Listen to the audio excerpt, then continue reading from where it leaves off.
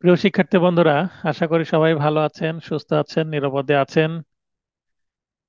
আজকে আমরা আলোচনা করব ফৌজদারি কার্যবিধির টপিক 6 এবং 7। 6 এবং 7 টপিক আলোচনা হবে। প্রথমেই 6 টপিক। এই টপিকে আলোচনার বিষয় হচ্ছে ইনহেরেন্ট পাওয়ার, অন্তর্নিহিত ক্ষমতা। একটিমাত্র প্রশ্ন পড়লেই হবে। উদাহরণসহ সংশ্লিষ্ট আইন উল্লেখপূর্বক বাংলাদেশ সুপ্রিম কোর্টের হাইকোর্ট বিভাগের অন্তর্নিহিত ক্ষমতা সম্পর্কে আলোকপাত করুন। তো আমরা যদি এভাবে বড় প্রশ্ন আসে, মানে বর্ণনামূলক প্রশ্ন আসে, তাহলে 10 নম্বর ম্যাক্সিমাম আসতে পারে, অথবা 7, 8 বা 9 নম্বরের জন্য আসতে পারে। তো আসলে আমি বিস্তারিত আলোচনা করেছি কত নম্বরের আসছে প্রশ্নটি, তার উপর ডিপেন্ড করে উত্তরটা আপনাদেরকে লিখতে হবে। মহামান্য হাইকোর্ট বিভাগের সহজাত অন্তর্নিহিত ক্ষমতা, সহজাত বা অন্তর্নিহিত ক্ষমতা, ইংরেজিতে হচ্ছে ইনহেরেন্ট পাওয়ার। ইনহেরেন্ট পাওয়ারটাই কিন্তু ফৌজদারি কার্যবিধি অনুসারে এটাকে আবার ব্যবহারিক অর্থে কোয়াশমেন্ট বলা হয়। কোয়াশমেন্ট শব্দের সাথে হয়তোবা অনেকে পরিচিত আছেন, আবার অনেকেই না। কোয়াশমেন্ট শব্দটা যখন কেস ল আমরা পড়তে যাব, তখন কোয়াশমেন্ট শব্দের সাথে আমাদের পরিচয় হবে। কিন্তু ফৌজদারি কার্যবিধির মধ্যে এই কোয়াশমেন্ট শব্দটির ব্যবহার নেই। তবে কোয়াশমেন্ট এই 561 এই ধারাতেই কোয়াশমেন্টের কথা বলা হয়েছে। মানে ইনহেরেন্ট পাওয়ারটাই হচ্ছে অ্যাকচুয়ালি ব্যবহার করে কোয়াশমেন্ট করা হয়। কোয়াশমেন্ট শব্দের অর্থ হচ্ছে কোনো কিছু বাতিল করা, ইনহেরেন্ট পাওয়ার ব্যবহার করে। আমরা দেখেছি যে সিপিসিতে ইনহেরেন্ট পাওয়ার আছে সকল দেওয়ানি আদালতের। সবচেয়ে নিম্নে যেটা আছে সহকারী জজ, তারপরে সিনিয়র সহকারী জজ, তারপরে যুগ্ম জেলা জজ, জেলা জজ, হাইকোর্ট, অতিরিক্ত জেলা জজ, সকল দেওয়ানি আদালতের ইনহেরেন্ট পাওয়ার ছিল, আমরা দেখেছি সিপিসিতে। কিন্তু সিআরপিসিতে শুধুমাত্র হাইকোর্ট, একটি মাত্র কোর্টেরই ইনহেরেন্ট পাওয়ার আছে, এটা মনে রাখবেন। ফৌজদারি কার্যবিধির 151 ধারায় 3টি ক্ষেত্রে মহামান্য হাইকোর্ট বিভাগের সহজাত ক্ষমতা প্রয়োগের কথা বলা হয়েছে। মহামান্য হাইকোর্ট বিভাগ যখন সঠিক মনে করবে তখন ন্যায় বিচারের স্বার্থে এই ধারার অধীনে ক্ষমতা প্রয়োগ করতে পারবে। আমরা দেখেছি সিপিসিতে কিন্তু 2টি ক্ষেত্রে ইনহেরেন্ট পাওয়ার মানে প্রয়োগ করা হয়, আর ফৌজদারি কার্যবিধিতে তিনটি ক্ষেত্রে। এই দুইটা আবার আপনাদের কি যেন না হয়, পরীক্ষায় কনফিউশন না হয়। সিপিসিতে 2টি ক্ষেত্রে, সিআরপিসিতে 3টি ক্ষেত্রে। এই ধারার অধীনে নিচের 3টি ক্ষেত্রে মহামান্য হাইকোর্ট বিভাগ সহজাত ক্ষমতা প্রয়োগ করতে পারে। হাইকোর্ট, সুপ্রিম কোর্ট, এই কোর্টের নামগুলোর আগে মহামান্য শব্দটা উচ্চারণ করলে লিখিত পরীক্ষায় নম্বর বেশি পাওয়ার সম্ভাবনা আছে। কারণ খাতা কিন্তু হাইকোর্ট বিভাগের জাস্টিসরা বেশি দেখেন। তো যখন আপনি মহামান্য শব্দটা ব্যবহার করবেন, তার মানে বুঝবে যে আপনি আদালতে যান এবং আদালত সম্পর্কে একটু ধারণা আছে আপনার। ফৌজদারি কার্যবিধির অধীনে কোনো আদেশকে কার্যকারিতা দেওয়ার জন্য, ফৌজদারি কার্যবিধিতে কোনো আদেশ দেওয়া হয়েছে কোনো কোর্ট, সেই আদেশকে এক্সিকিউশন বা অ্যাক্টিভেট বা কার্যকর করার জন্য, বাস্তবায়ন করার জন্য, কোনো আদালত বা ট্রাইব্যুনালের প্রক্রিয়ার অপব্যবহার রোধ করার জন্য, কোনো আদালত বা ট্রাইব্যুনাল, সেটা নিম্ন আদালত হতে পারে বা কোনো ট্রাইব্যুনাল হতে পারে, বা হাইকোর্টেরই কোনো আদালত হতে পারে, সে আদালতের যদি কোনো কার্যক্রম ব্যবহার করে অন্যায় করার চেষ্টা করা হয়, সেক্ষেত্রে সেই অপব্যবহার রোধ করার জন্য, প্রিভেন্ট করার জন্যই ইনহেরেন্ট পাওয়ার ব্যবহার করতে, মানে প্রয়োগ করতে পারবেন হাইকোর্ট বিভাগ। তারপরে ন্যায় বিচার নিশ্চিত করার জন্য। এই 3টা পয়েন্ট আছে। তো ন্যায় বিচার নিশ্চিত করার বিষয়টা আমরা সিপিসি তেও দেখেছিলাম। আচ্ছা, এবার আমরা কিছু উদাহরণ দিই, বোঝার চেষ্টা করি ইনহেরেন্ট পাওয়ারটা কি। উদাহরণ: একজন ব্যক্তির কাছে, আচ্ছা প্রশ্নে কিন্তু উদাহরণ চাওয়া হয়েছে, উদাহরণ সহ সংশ্লিষ্ট আইন। এটি একটি বিগত সালের প্রশ্ন। তো উদাহরণ সহ যেহেতু বলেছে, তাই উদাহরণ আমরা প্রথম দিকে দিয়ে দিব। একজন ব্যক্তির কাছে 3 ব্যাটারির একটা বিস্ফোরক পাওয়া গেছে। বিস্ফোরক বলতে একটা, আমরা সহজ ভাষায় বলি, মানে এক্সক্লুসিভ বা এক্সপ্লোসিভ বা বোমা, বোম যেটাই বলি না কেন। তো এই বিস্ফোরক পাওয়া গেছে, তার মধ্যে 3টা ব্যাটারি, মানে হয়তোবা সেটা ব্যাটারির মাধ্যমে অ্যাক্টিভেট হয় বা ব্যাটারির প্রয়োজন হয়। তো যাই হোক, পাওয়া গেছে। তাকে আর্মস অ্যাক্টের ধারা 19A এর অধীনে চার্জ গঠন করে স্পেশাল ট্রাইব্যুনাল 10 বছরের সাজা দেয়। আসামি 30 দিনের মধ্যে হাইকোর্টে আপিল করতে পারেননি। এখন তার প্রতিকার পাওয়ার সমস্ত রাস্তা বন্ধ হয়ে গেছে কি? তো এইটা যদি আমরা উদাহরণ দিয়ে, উদাহরণের মধ্যে একটা প্রবলেমেটিক প্রশ্নের মতো করে চিন্তা করি, একটা সিচুয়েশন তৈরি করি, তারপরে আমরা এটার সমাধান দিচ্ছি, মানে সিচুয়েশন তৈরি করছে আবার সমাধানও দিচ্ছে, যেন কিভাবে ইনহেরেন্ট পাওয়ারটা ব্যবহার করতে পারে হাইকোর্ট। এখানে আসামি ফৌজদারি কার্যবিধির 561 ধারার অধীনে কোয়াশমেন্টের জন্য আবেদন করতে পারে। কোয়াশমেন্ট বলতে বাতিলের জন্য। কারণ আর্মস অ্যাক্ট এর ধারা 19A তে বলা হয়েছে যে ধারা 19 এর দফা ABC ACEF এ যেসব অপরাধের কথা বলা হয়েছে, সেসব অপরাধ যদি আগ্নেয়াস্ত্র যেমন পিস্তল, রিভলভার, শটগান ইত্যাদি দিয়ে সংগঠিত করা হয়, তাহলে এই ধারা অনুযায়ী সাজা প্রদান করা হবে। তাহলে এই ধারা অনুযায়ী সাজা প্রদানের জন্য কিন্তু এই যে আগ্নেয়াস্ত্র, যেটা হাত দিয়ে নিয়ন্ত্রণ করা হচ্ছে, এগুলো এই ধারার অধীনে, মানে 19A আছে এগুলো। সুতরাং বিস্ফোরক পাওয়ার কারণে এই ধারায় চার্জ গঠন সঠিক হয়নি। তার মানে এটা আর্মস অ্যাক্টের মানে অপরাধী না, আর্মস অ্যাক্টের অপরাধ না, কিন্তু আর্মস অ্যাক্টে চার্জ গঠন করে আর্মস অ্যাক্টে কি দিয়ে দেওয়া হয়েছে, সাজা দিয়ে দেওয়া হয়েছে। তাহলে এটা আদালত অপব্যবহার হয়েছে, আদালত ভুল হয়েছে। কারণ এটা বিস্ফোরক আইনে মামলাটা বিচার করতে হতো, বিস্ফোরক আইন আলাদা আইন। বিচার ও সাজা প্রদানের ফলে অ্যাবিউস অফ প্রসেস হয়েছে, অর্থাৎ আসামি 161 ধারায় প্রতিকার পেতে অধিকারী। তার মানে সরাসরি হাইকোর্টে কোয়াশমেন্ট প্রার্থনা করতে পারে, এই বলে যে এটা সঠিক হয়নি, আইন সঠিক হয়নি, ধারা সঠিক হয়নি, ভিন্ন আইনে মামলায় আমাকে সাজা দেওয়া হয়েছে, তার মানে এটা বাতিল করে দেওয়া যাবে। উদাহরণ একটা দিলাম। আপনারা বিভিন্ন বই দেখে সহজ উদাহরণ দিতে পারেন। অবশ্য ভবিষ্যতে হয়তো বা আমি এরকম এটাকে মডিফাই করে আরো একটা সহজ উদাহরণ দিব পেনাল কোড থেকে, বা পেনাল কোড থেকে যদি কোনো অপরাধের বর্ণনা দিই, তাহলে হয়তো বা আপনাদের বুঝতে সুবিধা হতো। তো এটা একটা আর্মস অ্যাক্টের দিয়েছি, একটা ধারা মনে রাখতে হবে, বেশি তো মনে রাখতে হবে না, চেষ্টা করবেন। তাহলে এইটা দেওয়ার কারণ হচ্ছে, শুধু আপনারা যে 7টা আইনে নলেজ নলেজ রাখেন তা না, আপনারা আদালতে যান এবং আদালতে অন্যান্য আইনের সাথে আপনাদের পরিচয় হয়েছে, মানে অ্যাডভোকেট হওয়ার জন্য আপনি মুখিয়ে আছেন। লাইসেন্স দিলেই আদালতে যাবেন, প্র্যাকটিস করবেন, ভালো কিছু আপনি শিখে আছেন। তো সিলেবাসের বাইরে, আউট অফ সিলেবাস কিছুটা গেলে এটা খারাপ কিছু না, এটা ভালো যদি মনে রাখতে পারেন। 161 ধারার অধীনে সহজাত ক্ষমতা প্রকৃতি। 61 ধারার অধীনে মহামান্য হাইকোর্টের সহজাত ক্ষমতা অবাধ নয়, অবাধ বলতে আনলিমিটেড, আনলিমিটেড না, সীমিত। যদিও এই ক্ষমতার কোনো সংজ্ঞা নেই, তা সত্ত্বেও যখন অন্য কোনো প্রতিকার থাকবে, তখন এই ধারা প্রয়োগ করা উচিত নয়।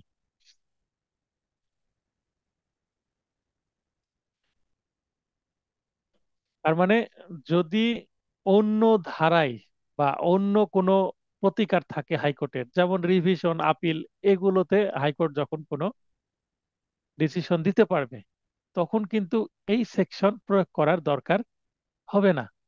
কারণ যখন প্রপার একটা আইন আছে, সেক্ষেত্রে কিন্তু এটা ব্যবহার করার দরকার নাই। তার মানে এটা হচ্ছে সংরক্ষণে রাখা, সেভিংসে রাখা। মনে করেন যে আপনি রেগুলার ইনকাম করছেন, রেগুলার খরচ করছেন, বা মাসিক ইনকাম করছেন, খরচ করছেন, তো এর খরচের বাইরেও যদি সম্ভব হয় কিছুটা সেভিংস করা হয়, তো যেটা সেভিংস করা হয় সেটা ব্যাংকে হোক বা মাটির ব্যাংকে হোক বাসায়, অল্প পরিমাণে। তো যেটা ধীরে ধীরে সঞ্চয় করা হয়, সেখানে তো প্রতিদিন আপনি হয়তো বা সঞ্চয় করছেন, বা প্রতি মাসে সঞ্চয় করছেন, বা সাপ্তাহিক সঞ্চয় করছেন, যেটাই করেন না কেন সেটা কিন্তু আপনি মেয়াদ শেষে, মেয়াদ উত্তীর্ণ মানে মেয়াদ পূর্ণ হওয়ার পরে আপনি সেই টাকাটা উত্তোলন করেন, বা সেভিংস অ্যাকাউন্ট, মানে সেটা যদি সঞ্চয় অ্যাকাউন্ট হয়, সেটা আপনি সেখান থেকে টাকা ওঠান, মানে নিয়মিত টাকা ওঠান না, কিন্তু নিয়মিত টাকা আপনি সেখানে রাখেন। মাটির ব্যাংকে আপনি নিয়মিত টাকা রাখেন, কিন্তু মাটির ব্যাংক যখন ভরে যায় তখন সেটা ভেঙে টাকাটা বের করা হয়। তো এইটা হচ্ছে এমন একটা টাকা যেটা আপনি বিপুল ব্যবহার করতে পারবেন, বা কোনো একটা উদ্দেশ্যে আপনি টাকাটা জমাচ্ছেন, ওই উদ্দেশ্যে ব্যবহার করবেন, রেগুলার খরচ করছে না। তো এই 561 ধারা এরকম ব্যাংকে রক্ষিত টাকার মতন। তার মানে এটা রাখা হয়েছে যখন অন্য কোনো অপশন থাকে না, তখন এই অপশনটা চালু হয়। তার মানে একটা এক্সট্রা একটা ক্ষমতা আদালতকে দেওয়া হয়েছে। এই ক্ষমতা বিকল্প ক্ষমতা নাই, তার মানে কোনো কিছুর বিকল্প না যে ওইটাতে আমি পারছি না, সঙ্গে সঙ্গে আমি এটা ব্যবহার করব। ব্যবহারের যে তিনটা ক্ষেত্র আগে বলা হলো, এই ক্ষেত্রগুলোর সাথে যখন ম্যাচ করবে ন্যায় বিচারের স্বার্থে, তখনই কিন্তু আদালত এই ক্ষমতা প্রয়োগ করবেন। বরং অতিরিক্ত ক্ষমতা যা, এটা কিন্তু বিকল্প ক্ষমতা না, অপশনাল না, যে এটা ব্যবহার না করি ওটা ব্যবহার করি, এটা কিন্তু একটা এক্সট্রা বা অতিরিক্ত অ্যাডিশনাল পাওয়ার। ন্যায় বিচার প্রতিষ্ঠার জন্য যেসব ক্ষেত্রে প্রয়োগ করা যায়, সেখানে ফৌজদারি কার্যবিহিত প্রতিকার পাওয়ার কোনো পদ্ধতি দেওয়া নেই। 561 ধারার অধীনে সহজাত ক্ষমতার প্রকৃতি নিচে আলোচনা করা হলো। তো এখানে প্রকৃতি আলোচনা করছি, প্রথমে 3.5 লাইনের একটা ভূমিকা দিয়ে দিলাম। এবার এই ভূমিকাতে আমি কিন্তু নিয়ে আসছি এই যে কি আলোচনা করতে চলেছি, নিচে যে পয়েন্টগুলো আছে, এই পয়েন্টে কিন্তু এই বিষয়টাকে একটু ইলাবোরেট করা হয়েছে। 561 ধারার অধীনে সহজাত ক্ষমতা কেবলমাত্র মহামান্য হাইকোর্ট বিভাগ প্রয়োগ করতে পারে। হাইকোর্ট বিভাগের অধীনস্থ কোনো ফৌজদারি আদালত 561 ধারার অধীনে কোনো সহজাত ক্ষমতা প্রয়োগ করতে পারে না। এখানে দেখেন আমি ধারাও বলছি, ধারা উল্লেখ করেছি, আবার সহজাত ক্ষমতার কথা উল্লেখ করেছি আবার। তো এখানে দুইটা আমি উল্লেখ করছি। যদি প্রশ্ন যদি বলে যে ফৌজদারি কার্যবিধির 561 ধারার ক্ষমতা বিস্তারিত আলোচনা করুন, তাহলে আপনি এভাবে উত্তর করলে হবে। আবার যদি বলা হয় যে সহজাত ক্ষমতা আলোচনা করুন, তাও কিন্তু উত্তর করলে হবে। তার মানে এখানে একই প্রশ্নের মধ্যে উত্তরটা আমি দুই ভাবে সাজিয়েছি, যেন প্রশ্ন যেভাবে আসুক না কেন খুব একটা আপনাদের পরিবর্তন না করা, পরিবর্তনের প্রয়োজন হবে না। ধারা দিয়ে প্রশ্ন করলেও উত্তর করতে পারবেন, ডিরেক্ট বলতে পারে যে 561 ধারার বিধান বিস্তারিত আলোচনা করুন, এভাবে বলতে পারে। অথবা সহজাত ক্ষমতা উল্লেখ করেই দিতে পারে। তো যেটা উল্লেখ করবে প্রশ্নে, সেটা আপনার কিন্তু প্রশ্নে রিপিট করতে হবে সেই শব্দটা। 561 ধারার ক্ষমতা মামলার প্রাথমিক পর্যায়েও প্রয়োগ করা যায়। পুলিশি তদন্তের সময় যদি কোনো আমলযোগ্য অপরাধের অস্তিত্ব প্রকাশ না পায়, তাহলে 561 ধারা অনুযায়ী প্রতিকার প্রদান করা যাবে। এই ক্ষমতা মামলা আমলে নেওয়ার আগেও ব্যবহার করা যায়। তার মানে একটা মামলা ইনিশিয়াল স্টেজে, প্রথম দিকেই কেউ যদি চলে যায় হাইকোর্টে এটার বিরুদ্ধে, সেক্ষেত্রে প্রতিকার পেতে পারে। এই ক্ষমতা চার্জ গঠনের আগে অথবা চার্জ গঠনের পরেও প্রয়োগ করা যায়। যেখানে মামলারই কোনো ভিত্তি নেই, সেখানে 561 ধারার অধীনে হাইকোর্ট বিভাগ সহজাত ক্ষমতা প্রয়োগ করতে পারেন। মানে যে মামলার কোনো ভিত্তি নাই, তখন হাইকোর্ট কিন্তু এই ক্ষমতা প্রয়োগ করে মামলা বাতিল করে দিতে পারেন, কোয়াশ করে দিতে পারেন। যখন আপিল করার কোনো আপিল করার সুযোগ থাকে, তখন 561 ধারার অধীনে সহজাত ক্ষমতা প্রয়োগ করা যাবে না। একটু আগে বললাম আমি যে আপিল আছে, রিভিশন আছে, সেক্ষেত্রে এই কোয়াশমেন্ট বা 561 ধারার সহজাত ক্ষমতা প্রয়োগের প্রয়োজনই পড়বে না। এখানে যে সিরিয়াল 1 2 3 4 5 6 নম্বর হবে, তার মানে এখানে একটু সিরিয়ালে মিস্টেক আছে, টাইপ মিস্টেক। এখানে 6 7 না হয়ে হবে 5 6, একটু আপনারা আপনাদের নোটে কারেকশন করে নেবেন। দণ্ডাদেশের বিরুদ্ধে 561 ধারার বিধান অনুযায়ী দণ্ডাদেশ বাতিলের আবেদন করা যায়। মানে কাউকে সাজা দিয়ে দিয়েছে, আপিল করার বা রিভিশন করার সময় চলে গেছে, বা হয়তোবা যে দণ্ডাদেশ দেওয়া হয়েছে সেটা অবৈধ, একটু আগে যে উদাহরণ দিয়েছিলাম, এরকম কোন সিচুয়েশন যদি হয়, সেক্ষেত্রে আপিল রিভিশন না করে কোয়াশমেন্ট চাওয়া যেতে পারে। কোয়াশমেন্ট শব্দের অর্থ কিন্তু বাতিল। দণ্ডাদেশ বাতিলের ক্ষেত্রে যদি দেখা যায় যে দণ্ডাদেশটি আইনসঙ্গত কোনো সাক্ষ্য প্রমাণের ভিত্তিতে দেওয়া হয়নি, তার মানে সাক্ষ্য প্রমাণে মামলা প্রমাণই হয়নি, মামলা মিথ্যা প্রমাণিত হয়েছে অথবা অপ্রমাণিত হয়েছে, সেক্ষেত্রেও যদি আদালত সাজা দিয়ে দেয় তাহলে ডিরেক্ট হাইকোর্টে কোয়াশমেন্ট চাওয়া যায়। সাধারণত বড় মামলার ক্ষেত্রে যদি নিম্ন আদালত প্রভাবিত হয়ে বায়াস হয়ে যদি কোনো সাক্ষ্য দেয়, তাহলে মামলার আসামি যদি সেই ধরনের ব্যক্তি হয় তিনি সরাসরি হাইকোর্টে চলে যাবেন, সেক্ষেত্রে আপিল রিভিশন এইগুলোতে যাবেন না তিনি। যেমন যখন 164 ধারার বিবৃতির ভিত্তিতে দণ্ডাদেশ দেওয়া হয় কিন্তু ওই বিবৃতি যদি আইন অনুযায়ী গৃহীত না হয়, দেখেন একটা চমৎকার উদাহরণ দিয়েছি। 164 ধারায় আসামি বলছে যে আমি মার্ডার করেছি বা আমি খুন করেছি, আসামি স্বীকার করছে। 164 ধারায় এরকম জবানবন্দি আছে। এর ভিত্তিতে আসামিকে সাজা দিয়েছে মেবি 10 বছর বা 14 বছর বা যাবজ্জীবন কারাদণ্ড বা মৃত্যুদণ্ডও দিতে পারে।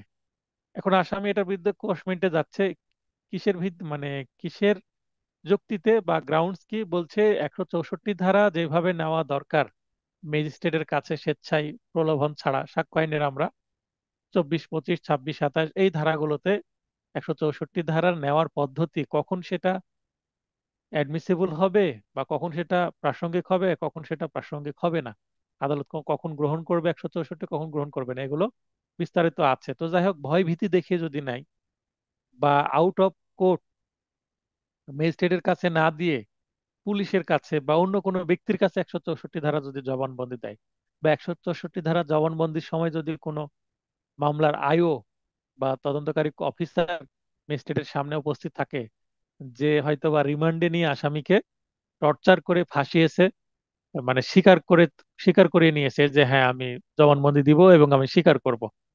তো এই সিচুয়েশন গুলো যদি পার করে আসে, তো এবং 164 ধারা যে জবানবন্দি এইটা পরবর্তীতে আদালত যদি প্রত্যাহারের প্রার্থনা করে, প্রত্যাহারের সুযোগ আছে। প্রত্যাহারের প্রার্থনা করার পরেও যদি সেটা রিজেক্ট হয়, প্রত্যাহার না করা হয়, সেক্ষেত্রে এই ধরনের অজুহাতে কোয়াশমেন্টের প্রার্থনা করতে পারে। কেউ যদি মনে করেন কোয়াশমেন্টের প্রার্থনা করলো, তাকে কিন্তু প্রমাণ করতে হবে যে 164 ধারা সঠিকভাবে গৃহীত হয়নি, এখানে প্রসিডিউরাল ফল্ট আছে বা ফ্যাকচুয়াল কোনো ফল্ট আছে। প্রসিডিউরাল ফল্ট বলতে মানে ল পয়েন্ট থেকে ভুল আছে কোনো, যেভাবে নেওয়া দরকার সেভাবে নেয়নি। আর ফ্যাকচুয়াল ফল্ট বলতে মানে ঘটনাগত কোনো ভুল আছে বা কোনো ঘটনাকে মিথ্যা বলে এখানে উপস্থাপন করার চেষ্টা করা হয়েছে। তাহলে বলা যাবে যে দণ্ডাদেশ কোনো সাক্ষ্যের প্রমাণের ভিত্তিতে দেওয়া হয়নি। তার মানে 164 ধারায় একমাত্র ভিত্তি ছিল অন্য সাক্ষী এবং প্রমাণ, কিন্তু বা যে সার্কামস্ট্যান্সিয়াল এভিডেন্স আছে, পারিপার্শ্বিক যে সাক্ষীগুলো আছে, সেগুলো ঘটনার সাথে সাপোর্ট করে না। আসামিকে সাজা দেওয়ার জন্য যথেষ্ট কোনো সাক্ষী নাই, শুধুমাত্র 164 ধারাই আছে।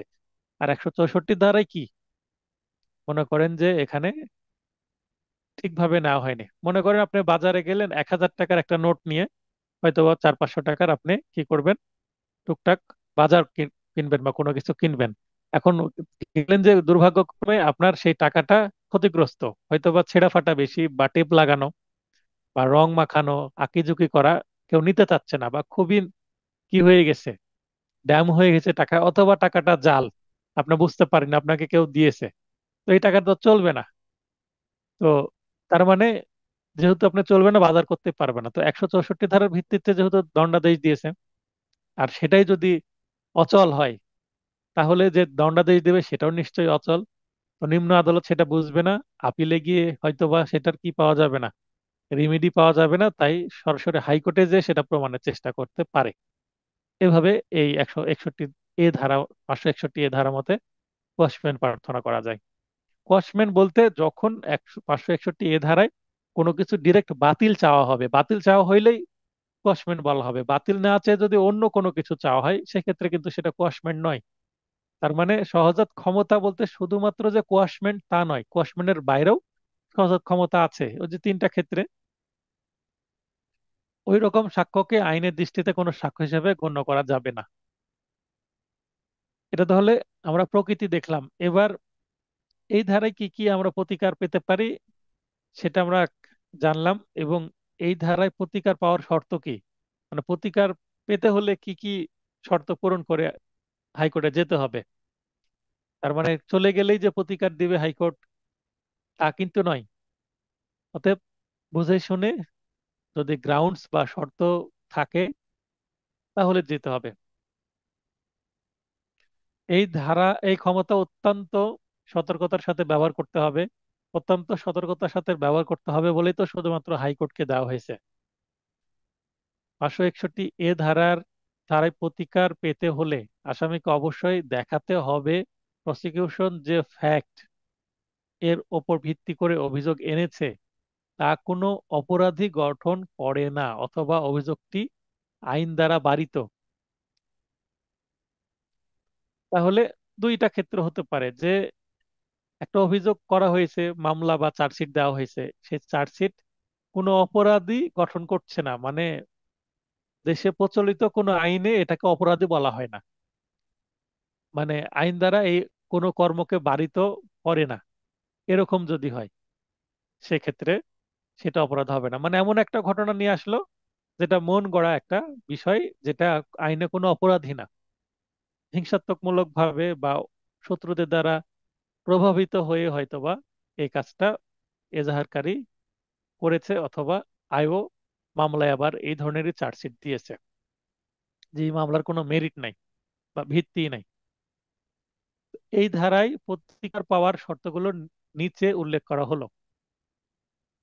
যে ফ্যাক্টের উপর ভিত্তি করে অভিযোগ আনা হয়েছে সেগুলো এতটাই ভ্রান্ত বা অসম্ভব যে আসামি যদি সেসব ফ্যাক্ট স্বীকার করে নেয় তাহলেও আসামির বিরুদ্ধে কোনো মামলা চলে না। মানে যেগুলো দাবি করা হচ্ছে যে আসামি এগুলো এগুলো করেছে, আসামি যদি সেটা স্বীকারও করে নাই, মানে দোষ স্বীকার করে নাই, দোষী না নির্দোষ আপনি চার্জ ঘটানোর সময় জিজ্ঞাসা করছে, তো যদি বলে যে আমি নির্দোষ তাহলে তো মামলার বিচার হয়। আর যদি বলে যে দোষী, আমি স্বীকার করছি যে আমি এগুলো করেছি, তারপরেও কি দেওয়া যাবে না, সাজা দেওয়া যাবে না, কারণ এই ধরনের কোনো আইনে সাজা দেওয়ার বিধানই নাই।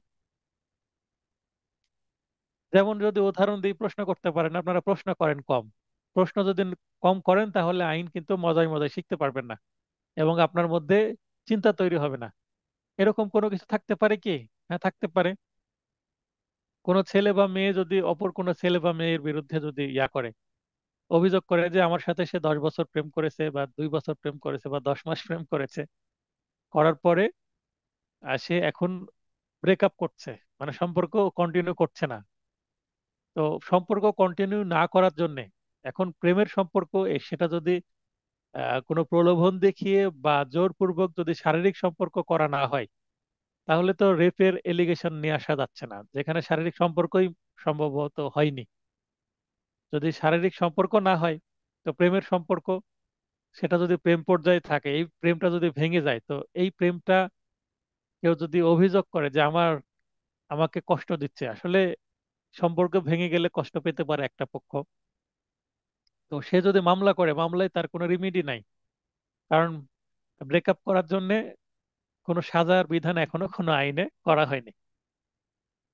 তো এই ধরনের কোনো যদি বিষয় আসে, আমি মজা করে উদাহরণস্বরূপ এটা বললাম, তো এরকম অনেক কিছু ভাবেন, অনেক কিছুই বের হবে। মামলায় যখন বিচার বিলম্বিত হওয়ার সম্ভাবনা থাকে এবং যদি তা অভিযুক্তকে হয়রানি করার জন্য করা হয়, তাহলেও এটা প্রয়োগ করা যাবে। মামলাটি যদি আদালতের কার্যক্রমের অপব্যবহার হয় এবং সেই ফৌজদারি মামলা চলার অনুমতি দেওয়া হলে তা আসামির জন্য মারাত্মক অবিচার হবে, মানে আসামির লাইফ হেল হয়ে যাবে। ফৌজদারি মামলা হলে তো, যদি কোনো নির্দোষ ব্যক্তির বিরুদ্ধে রেপ কেস হয় তাহলে সে পারিবারিকভাবে, সামাজিকভাবে, ব্যক্তিগতভাবে, সব অর্থনৈতিকভাবে সবকিছু দিক দিয়ে কি হয়, ক্ষতিগ্রস্ত হয়। হয়তো বা চাকরি থাকলে চাকরি চলে যায়, স্ত্রী সন্তান থাকলে ছেড়ে চলে যায়, বাবা মাও হয়তো বা শেষ পর্যন্ত থাকে না, সাপোর্ট দেয় না। শেষ পর্যন্ত দেখা গেল 2 বছর 3 বছর মামলা চলার পর সে নির্দোষ, খালাস পেরে হয়ে আসলো, কিন্তু তার লাইফের যে ক্ষতিটা হয়ে গেল সেইটা কিন্তু কি হয় না, আর পূরণ হয় না।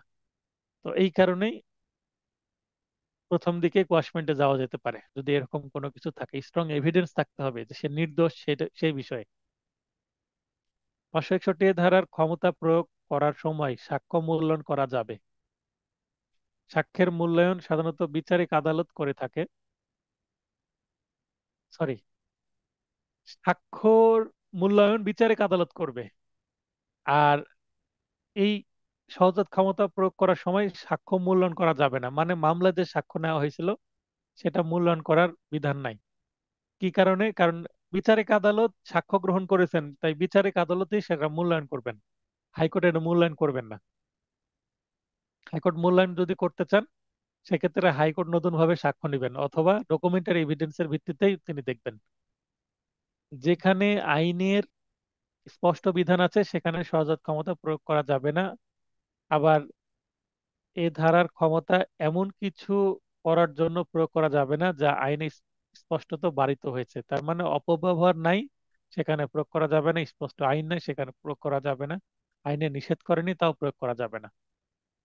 সহজাত ক্ষমতা প্রয়োগ করে হাইকোর্ট বিভাগ নির্বাহী এবং প্রশাসনিক সিদ্ধান্ত, আদেশ অথবা এমন কোনো সিদ্ধান্ত বা আদেশ বা ফৌজদারি মামলা সম্পর্কিত নয় সেগুলোকে বাতিল বা কোয়াশ করতে পারবে না। তার মানে সিভিল মামলা রিলেটেড কোনো কিছু বাতিল করতে পারবে না।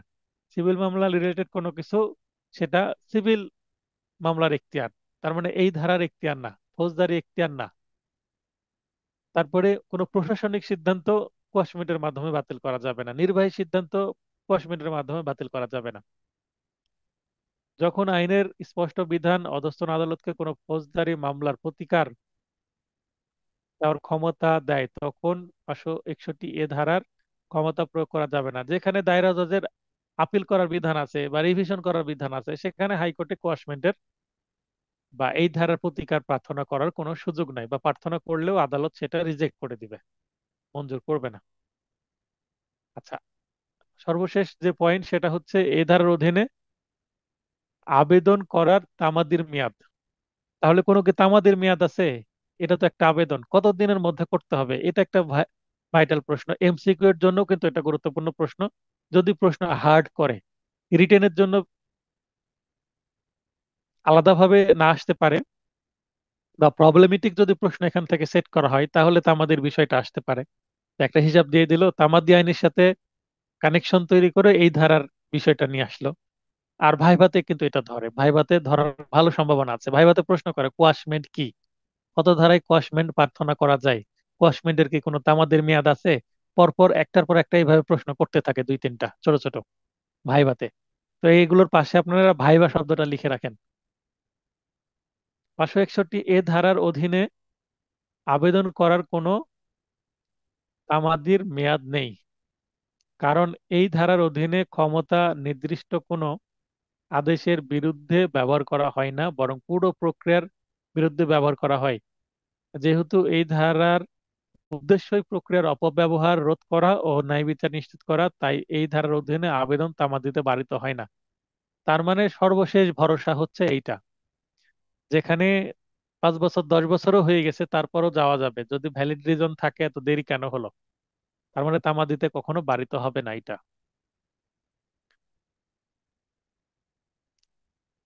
এবার আমরা খুবই গুরুত্বপূর্ণ একটি টপিক, বেল বা জামিন।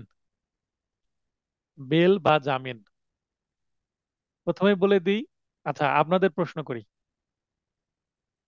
আসামির যদি জামিন হয়, আসামির যদি জামিন হয়, তো এখানে আসামি জামিন নেয় না আসামি জামিন দেয়, আপনাদের কাছে প্রশ্ন।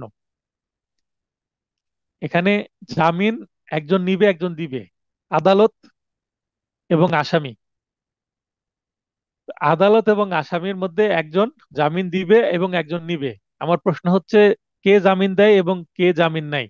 অপশন হচ্ছে আদালত এবং আসামি। খুবই মানে গুরুত্বপূর্ণ একটি প্রশ্ন, ইন্টারেস্টিং প্রশ্ন। আচ্ছা, প্রথমে মিলন ভাই হাত উত্তোলন করেছেন, লাইনে আসেন। তারপরে শিবলি ভাইও লাইনে আসবেন। প্রথমে মিলন ভাই বলেন। আসসালামু আলাইকুম স্যার। ওয়ালাইকুম আসসালাম। ভাই কেমন আছেন? হ্যাঁ, ভালো আছি স্যার, আপনার দোয়ায়। ভালো আছে। আচ্ছা, বলেন। স্যার, এখানে আসামি আসামি স্যার জামিন দেয়, আসামি জামিন দেয় আর আদালত, জামিন নেয়। আদালত জামিন নেয়। কিন্তু প্রচলিত সাধারণ মানুষকে যদি এভাবে আপনি বলেন, তাহলে আপনাকে বলবে যে আপনি তো কিছুই জানেন না, এটা জি বলবে না? স্যার, পাগল পাগল বলবে তো স্যার। তো এখানে আসামি আদালতে যায় জামিন নিতে, কিন্তু আসলে না। জি স্যার। বিষয়টা হচ্ছে আসামি জামিন দেয় আর আসামি আসামি জামিন দেয় আর আদালত হচ্ছে জামিন গ্রহণ জামিন। করে। জামিন গ্রহণ জি। করে আসামিকে মুক্তি দেয়। আসামির কিন্তু জি। জামিন দরকার না, আসামির দরকার হচ্ছে জামিনে মুক্তি হওয়া, তাই নয় কি? হ্যাঁ। জি স্যার। তো তো এখানে আমি একটু ব্যাখ্যা করে দিচ্ছি। এটা অনেকের ভ্রান্ত ধারণা আছে, মানে এই জামিন শব্দটার ব্যবহারগত কিছু ভুল ধারণা আছে আমাদের। তো এখানে জামিন বলতে কি? জামিন বলতে নিশ্চয়তা দেওয়া। জামিন বলতে নিশ্চয়তা দেওয়া। কিসের নিশ্চয়তা দেওয়া? আমি পালাবো না, এটা হচ্ছে নিশ্চয়তা দেওয়া। আমি নিয়মিত হাজিরা দিব, এই নিশ্চয়তা দেওয়া। তো এই নিশ্চয়তা কে দিবে? আসামি দিবে নিশ্চয়তা। এবং দেখবেন একটা জামিননামা বা বেল বন্ড থাকে, সেটা কে জমা দেয়? আসামি পক্ষ থেকে জমা দেওয়া হয়। তাহলে যে জামিন নামা যে জমা দিচ্ছে সেই তো জামিন দিচ্ছে। আমরা বলি যে আদালত আজকে জামিন দেয়নি আসামিকে, এরকম কথা বলি। জামিন না মঞ্জুর জি। করেছে এটা বলতে পারি, জামিন না মঞ্জুর করেছে এটা বলতে পারে, বা জামিন মঞ্জুর করেছে এটা বলতে পারে। কিন্তু আদালত আসামিকে জামিন দেয়নি, এরকম ভাষা মানে প্রচলিত আছে, যেটা আসলে ভুল। এখানে আদালত জামিন গ্রহণ করেনি এটা যদি বলি তাহলে মানুষ এটা মেনেই নিবে না। মানে এটা এমন হ্যাঁ। ভাবে প্রচলন হয়ে আছে। তো জামিন নামা জি। যে কাগজটা সেটা আসামি দেবে আদালতে, এবং আদালত সেটা গ্রহণ করবে। গ্রহণ করে কি করবে? মুক্তির আদেশ দিবে। আসামির দরকার মুক্তির আদেশ, যেটা জামিনের বিপরীতে দেওয়া হয়, রিলিজ অর্ডার জি। যেটা। আর স্যারেন্ডার মামলায় যদি হয় সেই ক্ষেত্রেও শুধু বেল বন্ড দিবে বা জামিন দিবে আসামি।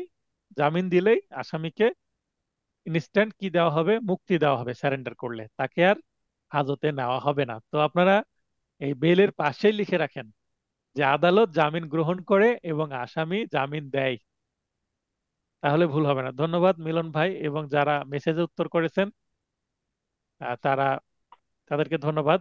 আর শিবলি ভাই লাইনে আছেন, শিবলি ভাইয়ের কি একই বক্তব্য? জি, অবশ্যই। তো এটা তো আগে থেকে বুঝতেন আশা করি, এর আগে মেবি এটা নিয়ে কথা হয়েছে। তো কনফিউশন থাকলে লিখে নেন, লাইনে থাকেন যদি আপনাদের নয়েজ না থাকে, রেসপন্স করবেন। আচ্ছা, কোন কোন অবস্থা বিবেচনায় জামিন অযোগ্য অপরাধের ক্ষেত্রেও মামলার ক্ষেত্রেও জামিন মঞ্জুর করা যায়? মানে নন বেলেবল সেকশন, কিন্তু তারপর জামিন কি হবে? গ্র্যান্ট হবে। গ্র্যান্ট মানে মঞ্জুর, আর রিজেক্ট মানে না মঞ্জুর। গ্র্যান্ট, রিজেক্ট দুইটা শব্দ মনে রাখবেন।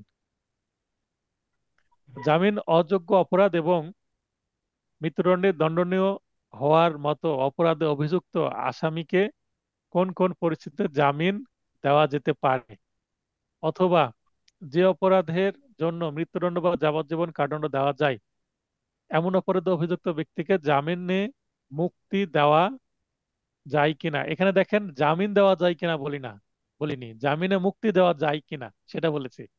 আলোচনা করুন। আবার প্রথমে বলেছে জামিন মঞ্জুর করা যায় কিনা, তো মঞ্জুর, জামিন দেওয়া কথাটা আমি বলিনি সরাসরি, জামিন মঞ্জুর কথাটা বলেছি। এবং শেষেরটাতে বলছি জামিনে মুক্তি দেওয়া।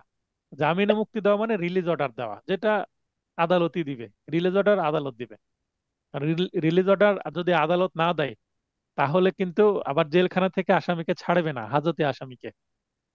প্রথম প্রশ্নের উত্তরটা পড়ি। তার মানে non bailable section, serious serious case, আসামি জামিন পাবে কিনা, জামিন দেওয়া মানে আসামি জামিনে মুক্তির আদেশ পাবে কিনা বা জামিন মঞ্জুর হবে কিনা, সেইটা কিন্তু আমাদের এই প্রশ্নের আলোচ্য বিষয়।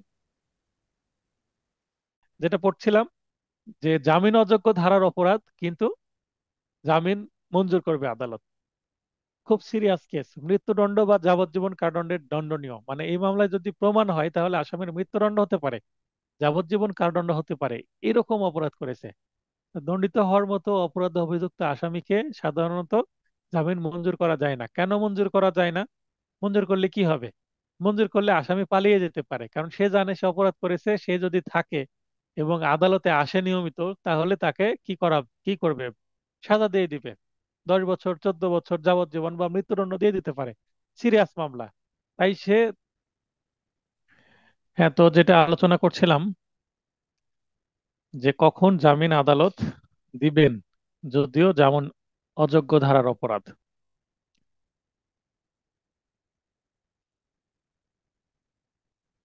মৃত্যুদণ্ড বা যাবজ্জীবন কারাদণ্ডে দণ্ডিত হওয়ার মতো অপরাধে অভিযুক্ত আসামিকে সাধারণত জামিন মঞ্জুর করা যায় না। কেন যায় না? কারণ আসামি পালিয়ে যেতে পারে। কারণ সে নিশ্চিত যে এই মামলায় যদি তার বিচার হয়, সে যদি আদালতে হাজির থাকে, তাহলে সে নিশ্চয়ই সাজাপ্রাপ্ত হবে। তো এই ভয়ে সে পালিয়ে যায়, ফেরারি হয়ে যায়।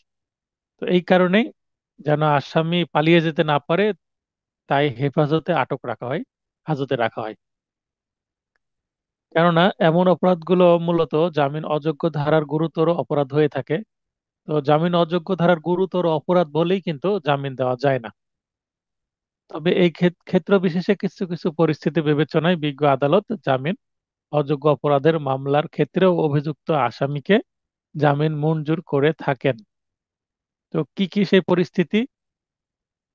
যে পরিস্থিতিতে সিরিয়াস মামলাতেও আসামিকে জামিন দেওয়া হয়, সেটা আমরা দেখব।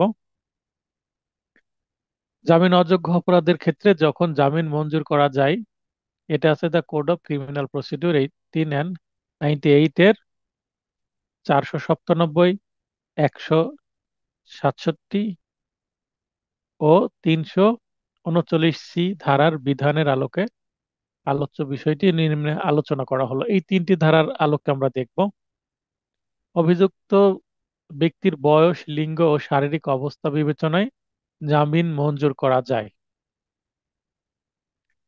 এটা আছে 497 উপধারা 1। এ ধারার বিধান মতে তিন প্রকারের ব্যক্তি মৃত্যুদণ্ড বা যাবজ্জীবন কারাদণ্ডের দণ্ডনীয় অপরাধে অভিযুক্ত হলেও জামিনে মুক্তি পেতে পারে যদি সে সে বলতে ওই আসামি 16 বছরের নিম্ন বয়স্ক ব্যক্তি বা মাইনর। এখন 16 বছরের নিম্নে বলতে কিন্তু ছেলেও হতে পারে, মেয়েও হতে পারে, বয় গার্ল উভয় হতে পারে। মাইনর, মাইনর শব্দটা কিন্তু উভয় লিঙ্গ, মানে কমন জেন্ডার, ছেলেও বোঝায় মেয়েও বোঝায়। অথবা স্ত্রীলোক বা ওম্যান, যদি কোনো মহিলা হয়, স্ত্রীলোক বা মহিলা শব্দটা ব্যবহার করা হতে পারে। তো মহিলা যদি হয় সেই ক্ষেত্রেও, তার মানে মহিলা হলে বয়স কোনো ফ্যাক্ট হচ্ছে না, 16 বছরের নিচেই হোক আর বেশি হোক না কেন, বা অনেক বৃদ্ধ হোক, সেক্ষেত্রে মহিলাদের সবসময় একটা কি প্রিভিলেজ আছে জামিন পাওয়ার ক্ষেত্রে। কারণ একজন মহিলা, তিনি কিন্তু তার অনেক দায়িত্ব, একটা সংসারের দায়িত্ব আছে। তারপর একজন মহিলা, তার যদি সন্তান থাকে, সেই সন্তান বাইরে রেখে একজন মহিলাকে ভিতরে আটকিয়ে রাখা, সেই পরিবারের বা সেই সন্তানের অনেক ক্ষতি হতে পারে। তাই সেই মহিলাটাকে বাইরে রাখাটাই কি মানবিক হবে। আর সাধারণত একজন মহিলা পালিয়ে যায় না, ফেরারি হওয়ার সম্ভাবনা কম থাকে। পীড়িত বা সিক বা অক্ষম বা ইনফার্ম। তো সিক ইনফার্ম শব্দ দুইটা কিন্তু অর্থ কাছাকাছি বোঝায়, তাই একটা পয়েন্ট হিসাবে এখানে রাখা হয়েছে। বিয়ার একটা এইভাবে আছে, আমি সেইভাবেই বাংলা ইংলিশ উভয়টাই তুলে দিয়েছি। এখানে দেখেন, মাইনর এখানে 16 বছর হতে হবে। 17 বছর বা 18 বছরের নিচে, 16 বছরের যদি মাঝখানে হয়, মানে 16 বছর 1 দিন, 16 বছর 1 মাস, 18 বছরের নিচে। অন্য আইনে কিন্তু আমরা 18 বছরের নিচে 17 বছর প্লাস হলেও মাইনর বলতে পারি, কিন্তু এখানে 16 বছরের উপরে হলে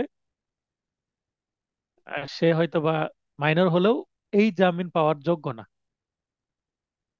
তাই এখানে 16 বছরের নিম্নে হতে হবে। 16 বছরের জন্মদিন পালন করা হয়ে গেলেই সেই ছেলেটি কিন্তু আর জামিন পাবে না।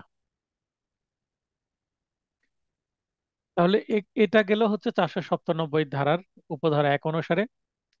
এবার আমরা তদন্ত, অনুসন্ধান বা বিচার কার্য চলমান অবস্থায় জামিন মঞ্জুর করা যায়।